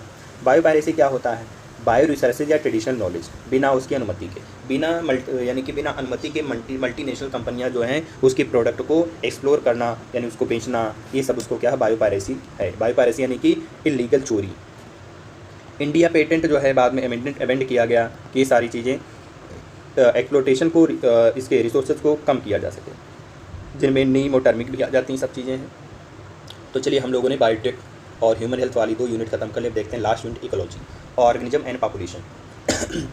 ऑर्गेनिज्म एंड पॉपुलेशन में हमको जो है यहाँ पे देख लेते हैं। तो बेसिक जो इकोलॉजी के कौन है, जिनमें हम ऑर्गेनिज्म और एबायोटिक एनवायरनमेंट के बारे में हम देखते हैं। ठीक है। तो इकोलॉजी क्या होती है, एक तरीके का इंटरेक्शन है जो ऑर्गेनिज्म और एबायोटिक एनवायरनमेंट के साथ होता है। ये 4 लेवल पे काम करता है। पहला लेवल है ऑर्गेनिज्म लेवल, दूसरा है पॉपुलेशन, तीसरा है कम्युनिटी, चौथा है बायोम। ठीक है। कौन कौन से ऐसे फैक्टर होते हैं जो इसको अफेक्ट करते हैं, तो ये हमको तो नहीं पढ़ना है ना। तो ये तो हमको नहीं पढ़ना कौन कौन से मेजर एबायोटिक फैक्टर होते हैं, हमको ये भी नहीं पढ़ना है, रेगुलेटर वगैरह नहीं पढ़ना है। तो अब हम लोग देख लेते हैं, यहाँ से हमको पढ़ना है एडाप्टेशन। ठीक है, एडाप्टेशन पढ़ना है। तो एडाप्टेशन में क्या कहता है, एडाप्टेशन जो है मार्फोलॉजिकल, फिजियोलॉजिकल, बिहेवियर यहाँ तक की हो सकती है। एडाप्टेशन जो है मार्फोलॉजिकली, फिजियोलॉजिकली, बिहेवियरली हो सकती है। जैसे डिजर्ट एनिमल जो है ये कंगारू रेट्स हो गए, ये क्या करते हैं, एडाप्ट करने के लिए अपने फैट को ऑक्सीडेशन करके और पानी को बनाते हैं। डिजर्ट प्लांट जो होते हैं कैम पाथवे, कैम यानी क्रेसुलेशियन एसिड मेटाबॉलिज्म, कैम का पूरा नाम क्रेसुलेशियन एसिड मेटाबॉलिज्म अपनाते हैं। सनकेन स्टोमेटा होते हैं, इनके जो इस लीफ होती हैं वो कांटों में बदल जाती हैं, यानी स्पाइन इंस्टेड ऑफ लीव्स, यानी लीफ की जगह पे कांटे पाए जाते हैं, है ना, यानी कि पत्तियां जो हैं कांटों में बदल जाती हैं लिजर्ड प्लांट में। और क्या कहते हैं, कोल्ड मेमल्स में ब्लबर हो गए, short limbs ear, Allen rule, ये क्या कहता है, जितनी ज़्यादा सरफेस एरिया होगा उतना ज़्यादा हीट लॉस होता है। तो heat loss directly proportional to surface area, heat loss directly proportional to surface area, heat loss ज़्यादा तो सरफेस एरिया ज़्यादा तो हीट लॉस ज़्यादा, ठीक है। अब क्या कहते हैं, हाई एल्टीट्यूड पे देखा जाए तो आरबीसी का प्रोडक्शन बढ़ जाता है, क्यों, क्योंकि ऑक्सीजन कम हो जाती है, उसको अडॉप्ट करने के लिए ह्यूमन बॉडी क्या करती है, आरबीसी प्रोडक्शन को बढ़ा देती है। माइक्रोब्स में जैसे थर्मोफिलस होते हैं जो हाई टेम्परेचर में पाए जाते हैं, हॉट स्प्रिंग में पाए जाते हैं, जहाँ का टेम्परेचर 100 डिग्री से भी ज़्यादा होता है। फिश, ये अंटार्कटिका फिश में जैसे एंटी फ्रीजिंग प्रोटीन उनके पास होती है ताकि वहाँ पे वो फ्रीज ना हो पाए, इतना ज़्यादा ठंडा पानी में सर्वाइव करती हैं। डीप सी फौना क्या है, वहाँ पे प्रेशर बहुत ज़्यादा है, टेम्परेचर बहुत कम है, लाइट नहीं है, तो वहाँ पर भी वो लोग फौना जो है वो क्या कहते हैं, एनिमल वहाँ पे अडॉप्ट होते हैं। डिजर्ट लिजर्ड जो होती हैं बास्किंग यानी सेकिंग, यानी कि अपनी बॉडी को सेक करती हैं फिर बिलों में चली जाती हैं, इस तरीके से वो थर्मो रेगुलेशन करती हैं। अब आती पॉपुलेशन एट्रीब्यूट। पॉपुलेशन क्या होती है, ग्रुप ऑफ इंटरब्रीडिंग इंडिविजुअल, जो सेम स्पीसीज़ के इंडिविजुअल आपस में इंटरब्रीड करते हैं, वो ग्रुप जो है पॉपुलेशन होता है। अब यहाँ पर क्या कहते हैं, पॉपुलेशन का जो एट्रीब्यूट है 3 तरीके का हो सकता है, एक्सपेंडिंग, स्टेबल और डिक्लाइनिंग। इस एक्सपेंडिंग में क्या है, अगर प्री रिप्रोडक्टिव ज़्यादा है, किससे, रिप्रोडक्टिव से, अगर प्री रिप्रोडक्टिव ज़्यादा है तो हमारा जो पॉपुलेशन होगा वो एक्सपेंडिंग होगा। स्टेबल में क्या है, प्री रिप्रोडक्टिव और रिप्रोडक्टिव बराबर है। डिक्लाइनिंग में क्या है, अगर हमारी प्री रिप्रोडक्टिव जो है कम है इससे, रिप्रोडक्टिव से, तो पॉपुलेशन कैसी होगी, डिक्लाइनिंग होगी। बर्थ रेट क्या कहता है कि नंबर ऑफ न्यू इंडिविजुअल, यानी कि कितने नए इंडिविजुअल बने हैं upon initial population, total population पहले कितनी थी, अब कितने नए इंडिविजुअल आ गए हैं, वो उसकी होती बर्थ रेट। डेथ रेट क्या होती है, नंबर ऑफ डेथ अपॉन में इनिशियल पॉपुलेशन, पहले पॉपुलेशन थी कितनी, अब बची कितनी, अब मर कितने लोग गए हैं, वो उसकी डेथ रेट है। सेक्स रेशियो क्या होती है, सेक्स रेशियो बताती है कि मेल परसेंट और फीमेल परसेंट कितना है। एज स्ट्रक्चर क्या है, youth, reproductive, post reproductive age, ये सब क्या है, एज पिरामिड में आते हैं, यानी कि एज पिरामिड में एज स्ट्रक्चर देखते हैं, उसमें प्री रिप्रोडक्टिव स्टेज जो हमारा क्या कहते हैं यूथ होता है ना, और रिप्रोडक्टिव हो जाता है, फिर पोस्ट रिप्रोडक्टिव आता है। पॉपुलेशन साइज जो है एक्चुअल काउंट होता है बायोमास या कवर को, तो पॉपुलेशन साइज जो होता है ये बायोमास को काउंट करता है। पॉपुलेशन ग्रोथ किन कारणों की वजह से होता है, एक होता है नेटेलिटी जिसको कैपिटल बी से रिप्रेजेंट करते हैं, एक होता है आई माइग्रेशन। नेटेलिटी और आई माइग्रेशन क्या करता है, पॉपुलेशन की ग्रोथ को बढ़ा देता है। नेटेलिटी और आई माइग्रेशन क्या करता है, पॉपुलेशन ग्रोथ को बढ़ाता है, और जो मॉर्टेलिटी है और इमिग्रेशन है पॉपुलेशन डेंसिटी को घटाने का काम करता है। तो इसका फार्मूला क्या है, N+1, T+1 क्या कहता है, ये T+1 क्या कहता है, आफ्टर टाइम टी, कुछ टाइम गुजरने के बाद में पॉपुलेशन कितनी है उसकी। मान लेते हैं शुरुआती समय में पॉपुलेशन NT थी, है ना, तो टी टाइम के बाद में और कुछ समय गुजरने के बाद कितनी हो जाएगी, तो इसको लिखते हैं बर्थ रेट प्लस आई माइग्रेशन, यानी कि नेटेलिटी प्लस आई माइग्रेशन माइनस का डेथ रेट, इसको बोलते हैं मॉर्टेलिटी प्लस इमिग्रेशन। इसको हम ऐसे लिख सकते हैं, ये इसका फार्मूला है। एक्सपोनेंशियली ग्रोथ मॉडल, अगर रिसोर्सेज अनलिमिटेड हैं तो ग्रोथ कैसा होगा, जे शेप का होगा, ठीक है। तो इसका जो फार्मूला था NT, तो NT = N0 × e की पावर RT होता है ना, तो क्या आ जाएगा इसका N0 e की पावर RT, ये बन जाता है इसका फार्मूला। जहाँ पर क्या बोला, NT क्या है, population density after time T, N0 क्या, पॉपुलेशन डेंसिटी टी टाइम यानी कि 0 टाइम पे कितनी है, ठीक है। और यहाँ पे R क्या है, intrinsic rate of natural increase, और E क्या है, बेस ऑफ नेचुरल लॉगरिदम, जिसकी वैल्यू 2.718 होती है। ये दोनों जो पॉइंट है नीट में पूछे गए हैं, ठीक है। अब देखते हैं यहाँ पे हमको जो ग्राफ दिखाया गया है, एक्स एक्सिस पे टाइम है और वाई एक्सिस पे क्या दिखाया गया है, पॉपुलेशन डेंसिटी दिखाया गया है। तो ये वाला ग्रोथ कैसा है, dN/dt = Rn, इसमें कैरिंग कैपेसिटी कैसी है, अनलिमिटेड है, तो कैसा शेप चला गया, जे शेप चला गया, तो ग्राफ जो है वो जे शेप का आ गया। इसमें जो है कैसी है, कैरिंग कैपेसिटी लिमिटेड है, कैरिंग कैपेसिटी जो है वो लिमिटेड है। तो dN/dt = में Rn, dN/dt = में Rn k - n/k होता है, ठीक है। ये हमारा इसका फार्मूला आ जाता है। तो ये कैसा शेप जाता है, ये सिग्मॉइड कर्व, सिग्मॉइड या इसको बोलते हैं एस शेप। तो जब कैरिंग कैपेसिटी लिमिटेड होगा तो शेप मिलेगा सिग्मॉइड या एस शेप मिलता है। तो लॉगिस्टिक ग्रोथ, ये इसमें जब रिसोर्सेज लिमिटेड होते हैं तो शेप जाता है सिग्मॉइड्स कर्व या एस शेप का होता है। इसमें dN/dt = Rn k - n हो जाता है, ठीक। यहाँ पे ये तो इसका तो थोड़ा गलत लिखा हुआ है, इसमें लिख सकते हैं, इसमें लिखते हैं dN/dt = में R, एन, है ना, ब्रैकेट में इसको यहाँ पे ब्रैकेट लगाना चाहिए था, आर एन ब्रैकेट में के माइनस एन अपान में के, ये है इसका लॉजिस्टिक ग्रोथ का फार्मूला। यहाँ पे क्या बोला है, आर क्या है, इंट्रिंसिक रेट ऑफ इंक्रीज है, के यहाँ पे कैरिंग कैपेसिटी है। लाइफ डिस्ट्रीब्यूशन देख लेते हैं। कुछ लोग जो हैं वो सिलेक्शन प्रेशर के बेसिस पे इवाल्व होते हैं। लाइफ स्ट्रेटजी जो है वो कोई भी ऑर्गेनिज्म सिलेक्शन प्रेशर की वजह से ही इवाल्व करते हैं, अपने आप में बदलाव लाते हैं। जैसे सिंगल रिप्रोडक्शन लाइफ टाइम जो लाइफ टाइम में केवल एक ही बार रिप्रोड्यूस करते हैं, उनमें बैम्बो, पैसिफिक, सैल्मन फिश आ जाते हैं। जो multiple time life time read करते रहते हैं उनमें बर्ड और मैमल आते हैं। जो स्मॉल अमाउंट में मैनी स्मॉल ऑफ स्प्रिंग होती हैं जिसमें ऑयस्टर और पेल्जिक फिश होती हैं। कुछ लार्ज ऑफ स्प्रिंग होती है जिनमें बर्ड और मैमल आती हैं। अब देखते हैं पॉपुलेशन इंटरेक्शन। तो जो पॉपुलेशन इंटरेक्शन होता है उसमें क्या है, नो स्पीसीज लाई एलोन, कोई भी स्पीसीज अकेली नहीं रहती है। वो क्या बनाती है, कम्युनिटी बनाती है, मतलब स्पीसीज आपस में इंटरेक्ट करके कम्युनिटी का निर्माण करती हैं। ठीक है, अब क्या कहते हैं, म्यूचुअलिज्म में क्या है, दोनों स्पीसीज को बेनिफिट होता है। प्रेडिएशन और पैरासिटिज्म में एक स्पीसीज को फ़ायदा मिलता है, दूसरी स्पीसीज अफेक्ट हो जाती है। कंपटीशन में क्या है, दोनों स्पीसीज को नुकसान होता है। तो प्रेडिएशन और पैरासिटिज्म में एक स्पीसीज को फ़ायदा मिलता है, दूसरी स्पीसीज को नुकसान होता है, और कंपटीशन में दोनों स्पीसीज को नुकसान होता है। कॉमर्शियलिज्म में क्या है, एक स्पीसीज फ़ायदा लेती है, दूसरी स्पीसीज अनफेक्टेड होती है। कमर्शियलिज्म में क्या है, एक स्पीसीज अफेक्टेड हो जाती है और एक स्पीसीज न्यूट्रल रहती है। तो कमर्शियलिज्म का जो एग्जाम्पल है वो कौन है, एंटीबायोटिक। एंटीबायोटिक जो है कमर्शियलिज्म का एग्जाम्पल होगा। ठीक है, अब देखते हैं प्रेडिएशन। प्रेडिएशन क्या है, प्रेडिएशन जो है पॉपुलेशन बैलेंस को मेंटेन करती है और ये स्पीसीज डाइवर्सिटी को प्रमोट करती है। और प्रेडिएटर जो हैं ये कंडक्ट करते हैं और ये प्रूडेंट होते हैं, यानी दूरदर्शी होते हैं।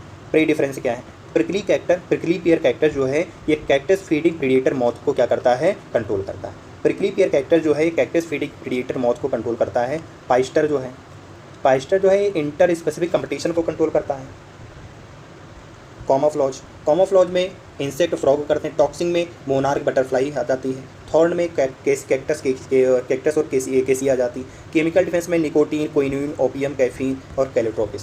तो निकोटीन हो गया, क्विनीन हो गया, ओपियम हो गया, कैफीन हो गया, कैलोट्रोपिस हो गया। ठीक है, कैलोट्रोपिस क्या करता है, कार्डियक ग्लाइकोसाइड ये सब निकालता है। ठीक है, कंपटीशन में अगर देखा जाए तो साउथ अमेरिका लेक में जो विजिटिंग फ्लेमिंगोज थी और रेजिडेंट फिश थी उनमें क्या हुआ, गैलोपेगास आइलैंड में देखा गया तो एम्बिंगटन टार्टवाइज और गोट्स में कंपटीशन देखने को मिला।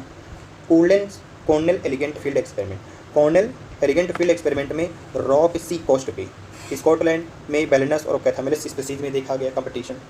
अब इससे क्या होता है कि फिटनेस घटती है, यानी आर वैल्यू क्या होती है दोनों स्पीसीज की, आर को बोलते हैं इस नेचुरल सिलेक्शन के लिए जो रेट होती है, रेट ऑफ नेचुरल सिलेक्शन जो है वो दोनों के लिए घट जाती है। गॉस प्रिंसिपल क्या कहता है कि सेम एरिया में दो स्पीसीज लंबे समय तक नहीं ऑक्युपाई कर सकते, उनमें से जो सुपीरियर स्पीसीज होगी वो इन्फीरियर स्पीसीज को एलिमिनेट कर देती है। या तो दूसरा तरीका अपनाते हैं को एग्जिस्टेंस का। को एग्जिस्टेंस में क्या, रिसोर्स पार्टिसिपेटिंग, जिसमें वार्बलर की स्पीसीज आ जाती हैं और जो क्या कहते हैं बर्ड की स्पीसीज आ गई। पैरासिटिज्म, होस्ट पैरासाइट को इवाल्व करते हैं, है ना। जैसे ह्यूमन लीवर फ्लू के दो होस्ट हैं, एक होस्ट स्नेल हो गया और दूसरी फिश हो गई। मलेरिया वेक्टर के दो होस्ट हैं, एक ह्यूमन हो गया दूसरा मॉस्किटो हो गया। ठीक है, एक्टोपैरासाइट जो होते हैं जो एक्सटर्नल सरफेस पे रहते हैं, फीड करते हैं, जैसे लाइस हो गया, टिक्स हो गया, कसूटा हो गया। इंडो पैरासाइट जो हैं ये शरीर के जो अंदर रहते हैं, इनमें लीवर, किडनी, लंग्स आ जाते हैं। एडाप्टेशन करती हैं, जैसे सेंस आर्गन को लॉस कर देती हैं, रिप्रोडक्टिव कैपेसिटी को बढ़ा देती हैं। इनके पास एडिसिव आर्गन होते हुक एंड सकर्स होते हैं। इनकी लाइफ साइकिल कॉम्प्लेक्स होती है, जैसे लीवर फ्लू। ब्रूड पैरासिटिज्म का केस क्या है, जो कुक्कू है वो क्रो के नेक्स्ट में एग ले करती है। ठीक है, ये हमारी ब्रूड पैरासिटिज्म है। तो यहाँ पे जो अगर देखा जाए तो कुक्कू जो है वो पैरासाइट है, कुक्कू जो है यहाँ पे पैरासाइट है और क्रो जो है यहाँ पे होस्ट है। कॉमर्शियलिज्म में क्या, एक को फ़ायदा होता है दूसरा अनएफेक्टेड रहता है। इसके एग्जाम्पल आर्गेट and cattle, barnacle and whale, clown fish है, सी एनिमोन, ऑर्किड और मैंगो, ये सब क्या है कॉमर्शियलिज्म के एग्जाम्पल हैं। म्यूचुअलिज्म में दोनों को फ़ायदा होता है। लाइकेंस जो है फंजाई और एल्गीस के कॉम्बिनेशन से बनते हैं। माइकोराइजा फंजाई और प्लांट रूट।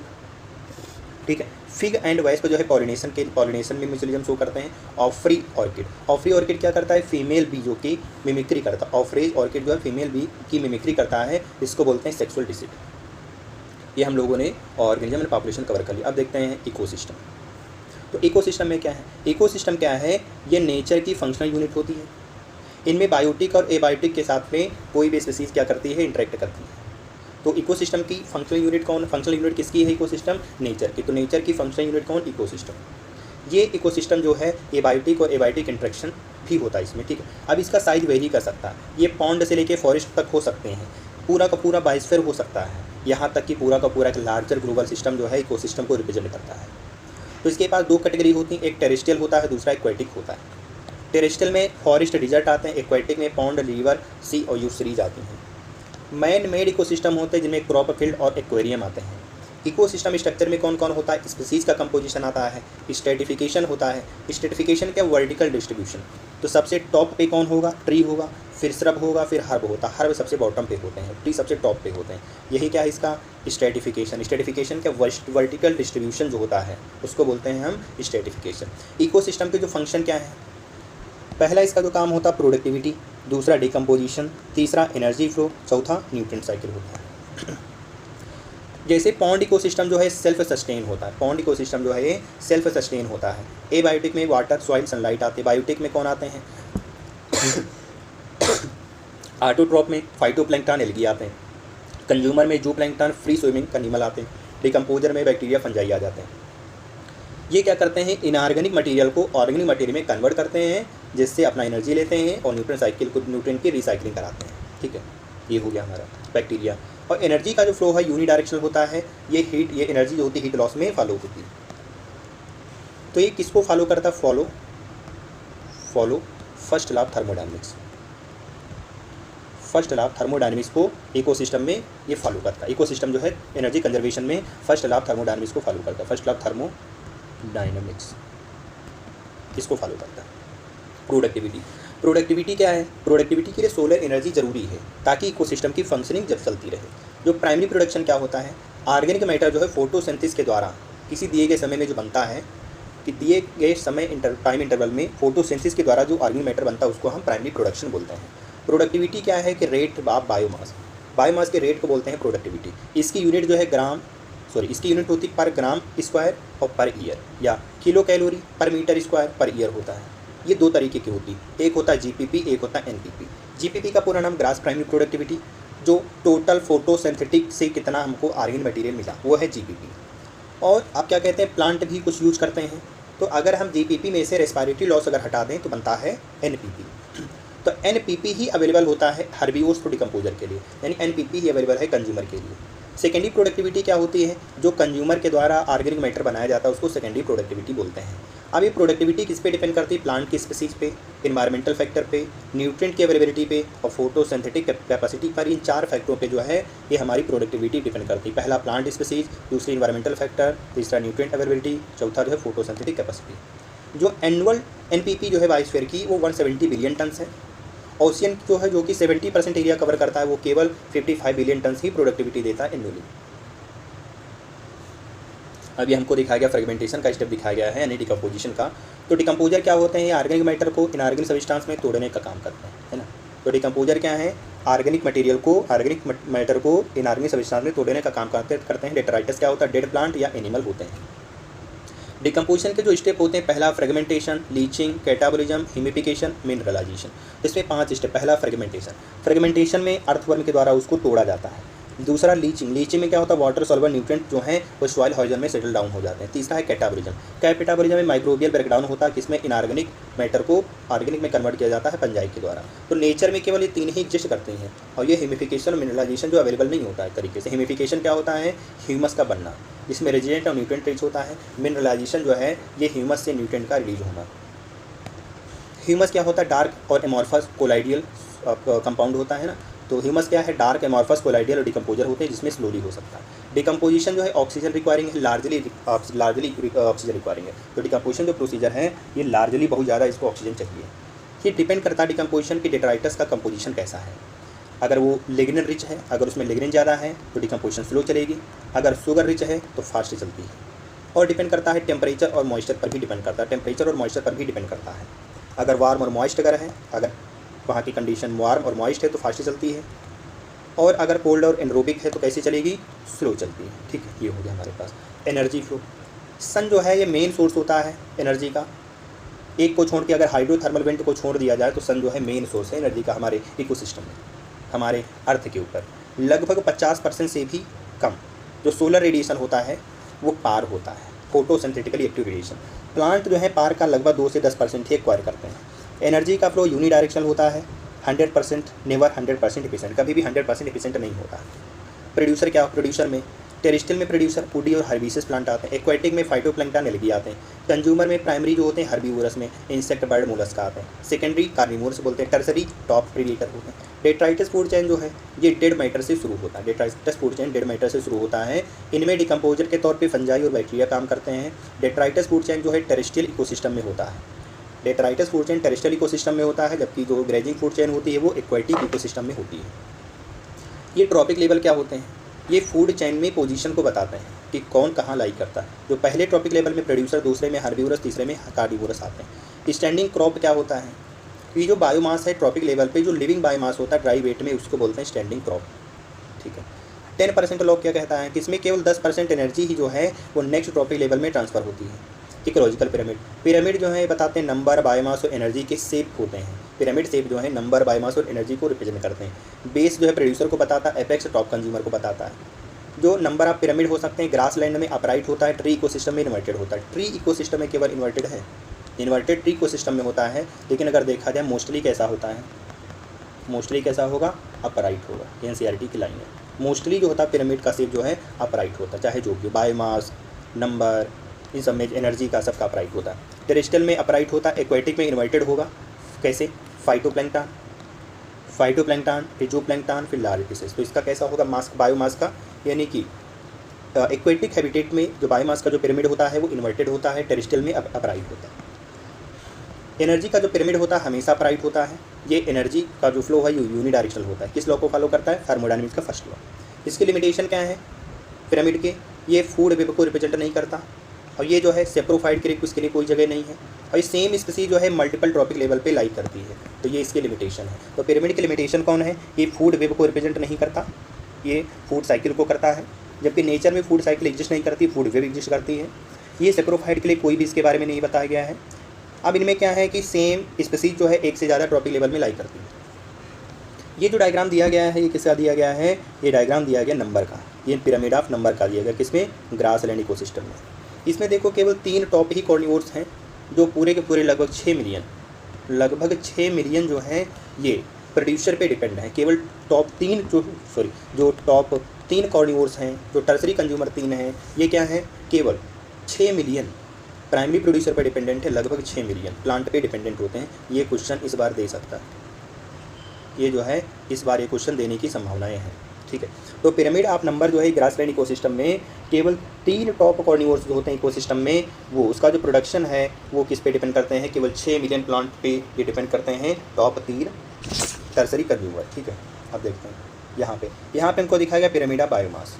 ये देखो हाइयर ट्रॉपिक लेवल में घट रहा है, तो सबसे ज़्यादा प्राइमरी, फिर primary consumer, secondary consumer, tertiary consumer. ये हमको दिखाया गया इन्वर्टेड पिरामिड है बायोमास का, स्मॉल स्टैंडिंग क्रॉप, फाइटोप्लैंक्टन, फिर लार्जेस्ट स्टैंडिंग क्रॉप जूप्लैंक्टन, और सनलाइट से प्लांट को केवल 1% ही एनर्जी मिलती है, ये लिखा हुआ। ओनली 1% एनर्जी जो है वो सनलाइट की अवेलेबल होती है एनपीपी में कन्वर्ट करने के लिए। बाकी नेक्स्ट जो है 10% रूल फॉलो होता है, फिर नेक्स्ट 10% रूल फॉलो हो जाता है।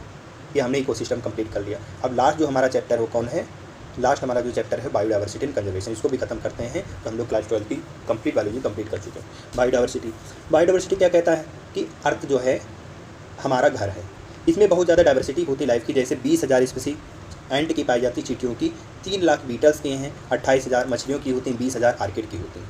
टर्म बायोडाइवर्सिटी को पॉपुलराइज किए थे एडवर्ड विल्सन।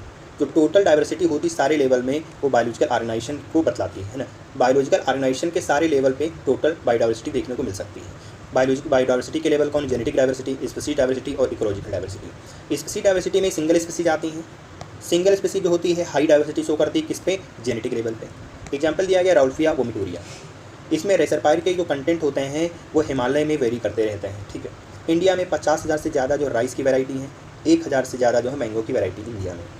स्पीसीज डाइवर्सिटी क्या है कि वेस्टर्न घाट में एम्फीबिया की सबसे ज़्यादा डाइवर्सिटी पाई गई है than compare to Eastern Ghat. Ecological diversity में देखा जाए desert, rain forest, coral reef, estuaries और मैंग्रोव, ये सब क्या है इंडिया के पास में इकोलॉजिकल डाइवर्सिटी होती है।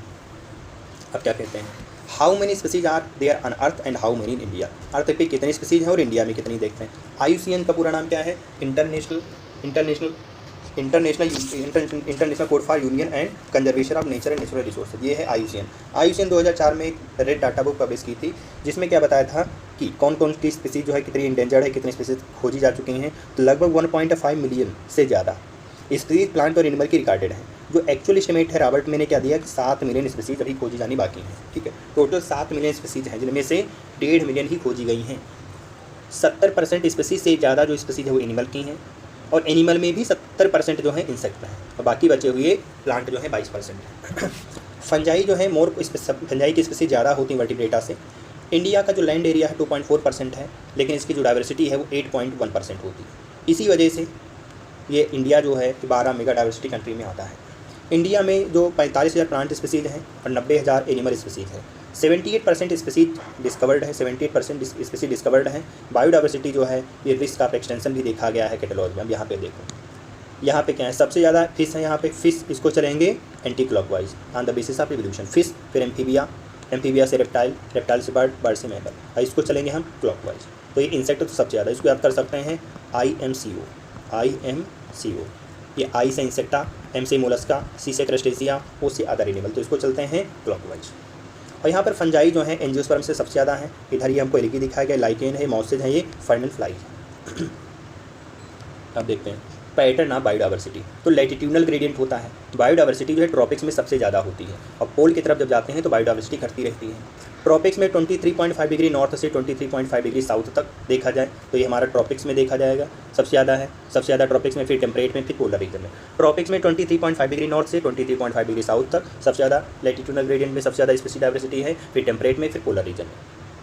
कोलंबिया में देखी जाए तो कोलंबिया में इक्वेटर के पास में 1400 बर्ड होती हैं। न्यूयॉर्क में 105 बर्ड हैं। ग्रीनलैंड में 71 डिग्री नॉर्थ में 56 बर्ड हैं, और इंडिया में 1200 बड़ी स्पीसीज होती हैं। अमेजोन रेन फॉरेस्ट में जो है 40,000 प्लांट की हैं, और 3,000 मछलियाँ हैं, 1300 बर्ड हैं, 378 रेप्टाइल हैं, 427 एम्फीबियाँ हैं, और 1,25,000 इनवर्टिब्रेटा हैं। तो हम इनकी जो ट्रिक है क्या याद कर सकते हैं, CING, इसको याद कर सकते हैं CING। C से है कोलंबिया, C से हो गया कोलंबिया, I से हो गया इंडिया, ठीक है, और N से हो गया न्यूयॉर्क, और G से हो गया ग्रीनलैंड। तो इसमें हम याद कर सकते हैं इसी सीक्वेंस में सबसे ज़्यादा कोलंबिया में पाई जाती है स्पीसीज कितनी, 1400, इंडिया में 1200 है ना, और क्या कहते हैं न्यूयॉर्क में कितनी है, 105 है, और ग्रीनलैंड में 56 है। इस तरीके से इसको हम याद कर सकते हैं, ठीक है। इस तरीके से ग्रीनलैंड में 56 है, न्यूयॉर्क में 105 है, इंडिया में 1200 है, और कोलंबिया में सबसे ज़्यादा 1400 है। और क्या कहते हैं अमेरिका, अगर साउथ अमेरिका में देखा जाए तो बर्ड की जो स्पीसीज है 1300। किसकी स्पीसीज है, बर्ड की स्पीसीज का ऑर्डर है, बर्ड स्पीसीज, ठीक है। ये हमको हो गया। अब देखते हैं इसका रीजन दिया गया है लॉन्ग एवोल्यूशनरी टाइम। इसका रीजन जो है लॉन्ग एवोल्यूशनरी टाइम है, जिसकी वजह से स्पेसिएशन जो है टाइम का फंक्शन होता है। लॉन्ग एवोल्यूशन टाइम में जो स्पेसिएशन है वो टाइम का फंक्शन है। कांस्टेंट क्लाइमेटिक में क्या होता है, नीच स्पेशलाइजेशन को प्रमोट करता है। हायर सोलर एनर्जी होगी तो प्रोडक्टिविटी ज़्यादा होगी। स्पीसीज एरिया रिलेशनशिप, ये अलेक्जेंडर वॉन हम्बोल्ट ने इसको डिस्कवर किया। इन्होंने क्या कहा कि एक पहले एरिया बढ़ाते हैं तो स्पीसीज रिचनेस बढ़ती है, लेकिन एक लिमिट तक ही केवल बढ़ती है। इसका रिलेशन स्पीसीज रिचनेस और एरिया के बीच में जो देखा तो कैसा मिला, रेक्टेंगुलर हाइपरबोला मिला। तो यहाँ पर एक्स एक्सिस पे एरिया बताया गया है और वाई एक्सिस पे स्पीसीज रिचनेस। ये लॉग स्केल पे जो होता है ग्राफ स्ट्रेट लाइन जाता है, लॉग स्केल पे स्ट्रेट लाइन जाता है, और क्या कहते हैं नॉर्मल पे जो है वो कैसा जाएगा, ये हाइपरबोला जाता है, रेक्टेंगुलर हाइपरबोला। यहाँ पर log S, log C plus Z log A। तो यहाँ पर S क्या बताती है, स्पीसीज रिचनेस को बताती है, A एरिया हो गया, Z जो है इसको बोलते हैं रिग्रेशन कोफिशिएंट, है ना। ये 0.1 से 0.2 नॉर्मली होता है, 0.6 से 1.2 जो है लार्जर एरिया जैसे कॉन्टिनेंट के तौर पे होता है, 1.15 जो फ्रूगीवोरस बर्ड और मैमल के लिए है। तो जेड की वैल्यू जो है वो 1.15 फ्रूगीवोरस बर्ड के लिए और मैमल के लिए होती है, ठीक है। ये हो गया हमारे पास। अब देखते हैं स्पीसीज डाइवर्सिटी का इंपॉर्टेंस क्या है। हायर स्पीसीज डाइवर्सिटी होगा तो इकोसिस्टम ज़्यादा स्टेबल होगा, अगर स्टेबल इकोसिस्टम होगा तो प्रोडक्टिविटी ज़्यादा होगा, रेजिस्टेंस ज़्यादा होगा कि बाहर से अगर कोई आ भी गया तो उतना ज़्यादा डिस्टर्ब नहीं होगा। डेविड टिलमेन एक्सपेरिमेंट में क्या बताया, जितनी ज़्यादा स्पीसीज होगी उतना कम ईयर टू ईयर वेरिएशन होगा बायोमास में। पाउल एरिलिक ने रिवेट कॉपर हाइपोथेसिस दी। इन्होंने इकोसिस्टम को एक एरोप्लेन कंसीडर किया और जो रिवेट को स्पीसीज कंसीडर किया। इन्होंने क्या कहा कि अगर जो है क्या कहते हैं कि अगर पॉइंट ऑफ बियॉन्ड के अगर बाहर कर जाते हैं तो उनमें अगर हम एक एक रिवेट को अगर हटाते जाएंगे तो हमारा जो प्लेन होगा पूरी तरीके से ख़त्म हो जाएगा। लेकिन अगर जो हम उनमें देखते हैं कि पंखों की जो अगर रिवेट हटा देते हैं तो बहुत जल्दी ख़त्म हो सकता है, तो वो पंखे की रिवेट जो है वो की है। तो इसी तरीके से हमारे इकोसिस्टम में कुछ स्पीसीज ऐसी होती है उनको अगर हटा दिया जाए तो पूरा का पूरा इकोसिस्टम बहुत जल्दी ही खत्म हो सकता है। उन स्पीसीज को बोलते हैं कीस्टोन स्पीसीज। तो beyond a few might to be okay, but beyond a point ecosystem collapse होता है। नॉर्मली अगर चल रहा है तो ठीक है, लेकिन एक पॉइंट के बियॉन्ड अगर उसको डिस्टर्ब कर दिया जाएगा तो इकोसिस्टम कोलैप्स हो सकता है। बायोडाइवर्सिटी, लॉस ऑफ बायोडाइवर्सिटी, तो जो एक्सटेंशन है बहुत ज़्यादा बढ़ रहा है ह्यूमन एक्टिविटी की वजह से। ह्यूमन एक्टिविटी की वजह से, कॉलोनाइजेशन की वजह से, है ना, पैसिफिक आइसलैंड एक्सटेंशन, जिससे जो है लगभग 2000 बर्ड स्पीसीज एक्सटिंक्ट हो चुकी हैं। IUCN ने 2004 में एक रेड लिस्ट पब्लिश की थी जिनमें 784 स्पीसीज पिछले 500 सालों में गायब हो चुकी हैं, जिनमें से 338 वर्टिब्रेटा की हैं, 359 इनवर्टिब्रेटा की हैं और 87 प्लांट हैं, जिनमें से डोडो, थैलासिन, रस्सी कोयगा, स्टीलर सी काऊ, ये जो 4 स्पीसीज हैं ख़त्म हो चुकी हैं। और 3 जो सब स्पीसीज है टाइगर की कौन है, हमारी बाली, जावा और कैस्पियन, ये जो हैं हमारी 3 स्पीसीज जो हैं बाली जावा की भी ख़त्म हो चुकी हैं। 15,500 स्पीसीज जो करंटली ख़त्म होने की कगार पे हैं। तो इसको याद कर सकते हैं हो AGMB से। ए से हो गया एम्फीबिया, जी से हो गया जिम्नोस्पर्म, एम से हो गया मैमल और बी से हो गया बर्ड। ठीक है, तो इसको अगर हम लिखें तो सबसे ज़्यादा एम्फीबिया कितना 32%, जिम्नोस्पर्म 31%, मैमल 23% और बर्ड 12%। इसको हम स्टिक से याद कर सकते हैं। सबसे ज़्यादा खतरा किसको है, एम्फीबिया को है। जो 5 अभी तक टोटल जो एक्सटेंशन है, मास एक्सटेंशन 5 हो चुके हैं। अभी प्रेजेंट टाइम में 6th मास एक्सटेंशन चल रहा है करेंटली, जो ह्यूमन इंड्यूस्ड है। ये अभी तक जितने हुए हैं सब नेचुरल रेट से, जो उनकी अगर देखा जाए तो उनकी नेचुरल रेट से 100 से 1000 गुना तेज़ी के साथ चल रहा है। तो आने वाले 100 सालों में लगभग आधी से ज़्यादा स्पीसीज खत्म हो जाएंगी। ठीक है, तो इविल क्वाड्रेट क्या है, कॉज ऑफ बायोडाइवर्सिटी को बतलाते हैं। इनमें 4 मेजर कारण हैं। पहला है हैबिटेट लॉस एंड फ्रेगमेंटेशन, ये मोस्ट इंपॉर्टेंट है। इसमें अमेजोन का डिस्ट्रक्शन होना, रोड बिल्डिंग होना, पोल्यूशन की वजह है वो, ओवर एक्सप्लॉइटेशन दूसरा, इसमें स्टीलर सी काऊ, पैसेंजर पिजन एक्सटिंक्ट हो गए। एलियन स्पीसीज इन्वेशन में parthenium, lantana, water hyacinth, Nile perch और क्लेरियस ग्रेसिपस, ये सब क्या है, एलियन स्पीसीज इन्वेशन है। तो पार्थेनियम, लेंटाना कामरा हो गया, वाटर हाइसिंथ हो गया, नाइल पर्च हो गया और क्लेरियस ग्राइपाइनस हो गया। को एक्सटेंशन में कौन आ जाते हैं, को एक्सटेंशन में आ जाते हैं हमारे पास में host parasite loss, plant pollinator loss हो गया। तो इन लॉसेस को हमें बचाना है तो हमको क्या करना होगा, बायोडाइवर्सिटी को कंजर्व करना होगा। तो पहली बात आती है कि हम बायोडाइवर्सिटी को क्यों कंजर्व करें, तो उसके 2 कारण हैं। एक तो पहला नैरोली यूटिलिटेरियन, दूसरा जो है ब्रॉडली। तो नैरोली में अगर देखा जाए तो फूड, फायरवुड और फाइबर, मेडिसिन ये सब मिलते हैं। तो जो प्लांट से निकलने वाली जो मेडिसिन है लगभग 25% मार्केट में ये बेची जा रही हैं। ब्रॉडली यूटिलिटेरियन, ब्रॉडली में क्या है, इकोसिस्टम क्या करता है, सर्विसेज देता है, जैसे पॉलिनेशन, ऑक्सीजन प्रोडक्शन और क्लाइमेट को भी रेगुलेट करता है। अमेजोन क्या करता है, ग्लोबल ऑक्सीजन का 20% ऑक्सीजन प्रोड्यूस करता है। इसी वजह से अमेजोन रेन फॉरेस्ट को प्लेनेट ऑफ लंग्स भी कहा गया है। एथिकल रीजन भी होते हैं, मोरल रिस्पॉन्सिबिलिटी होनी चाहिए कि हमारी सारी लाइफ को हमें बचाना है। आने वाली फ्यूचर जनरेशन जो है ये हमारी बायोडाइवर्सिटी को देख सके कि ये हेरिटेज है। अब बात आती है कि हम कंजर्व कैसे करें, तो इसके 2 तरीक़ों से कर सकते हैं, इन सीटू और एक्स सीटू। तो इन सीटू में क्या है, पूरा का पूरा इंटायर इकोसिस्टम को ही कंजर्व करते हैं, जिससे स्पीसीज उसके अंदर जितनी होंगी सब सेव हो जाएंगी। एक दूसरा जो आता है बायोडाइवर्सिटी हॉट स्पॉट। इस बायोडाइवर्सिटी हॉट स्पॉट में हाई एंडेमिज्म होती है। एंडेमिज्म क्या होता है, वो स्पीसीज केवल उसी एरिया में पाई जाएगी और कहीं नहीं मिलेगी। और स्पीसी रिचनेस भी होती है। टोटल जो है 34 हॉट स्पॉट है। इंडिया में 3 हॉट स्पॉट हैं, Western Ghat Sri Lanka, Indo Burma Himalaya. India में 14 बायोस्फीयर रिजर्व हैं, 90 नेशनल पार्क हैं, 448 वाइल्ड लाइफ सेंचुरी हैं। और सेक्रेड ग्रुप्स में आती हैं खासी जंतिया मेघालय में, अरावली राजस्थान में, चंदा बस्तर मध्य प्रदेश में, वेस्टर्न घाट रीजन जो कर्नाटका और महाराष्ट्र, ये हो गए। एक्स सीटू कंजर्वेशन में देखा जाए तो स्पीसीज को प्रोटेक्ट किया जाता है उनके नेचुरल हैबिटेट से बाहर निकाल करके। इनमें zoological park, botanical garden, gene bank आती हैं। Cryopreservation, tissue culture, in vitro fertilization किया जाता है। एक्स सीटू के एग्जाम्पल कौन है, सीड को सीड बैंक में रखा जाता है, गैमिड को लिक्विड नाइट्रोजन में रखा जाता है, इसको बोलते हैं क्रायो प्रिजर्वेशन। कुछ बायोडाइवर्सिटी को कंजर्व करने के लिए कुछ इंटरनेशनल एफर्ट भी डाले गए, जैसे अर्थ समिट जो है 1992 में रियो डी जेनेरियो में की गई, जो बायोलॉजिकल डाइवर्सिटी थी, है ना। और वर्ल्ड समिट जो है ये जोहान्सबर्ग साउथ अफ्रीका में की गई। इसमें लगभग 190 देश जो है पार्ट लिए। इन्होंने दावा किया कि आने वाले 10 सालों में यानी कि टारगेट दिया 2010 तक जो है वो प्रेजेंट टाइम में बायोडाइवर्सिटी लॉस को काफ़ी हद तक कंट्रोल किया जाएगा। तो हम लोगों ने कंप्लीट बायोलॉजी क्लास 12 को कंप्लीट कर लिया है। अगर वीडियो अच्छा लगे तो लाइक शेयर कमेंट जरूर करें। तब तक के लिए धन्यवाद।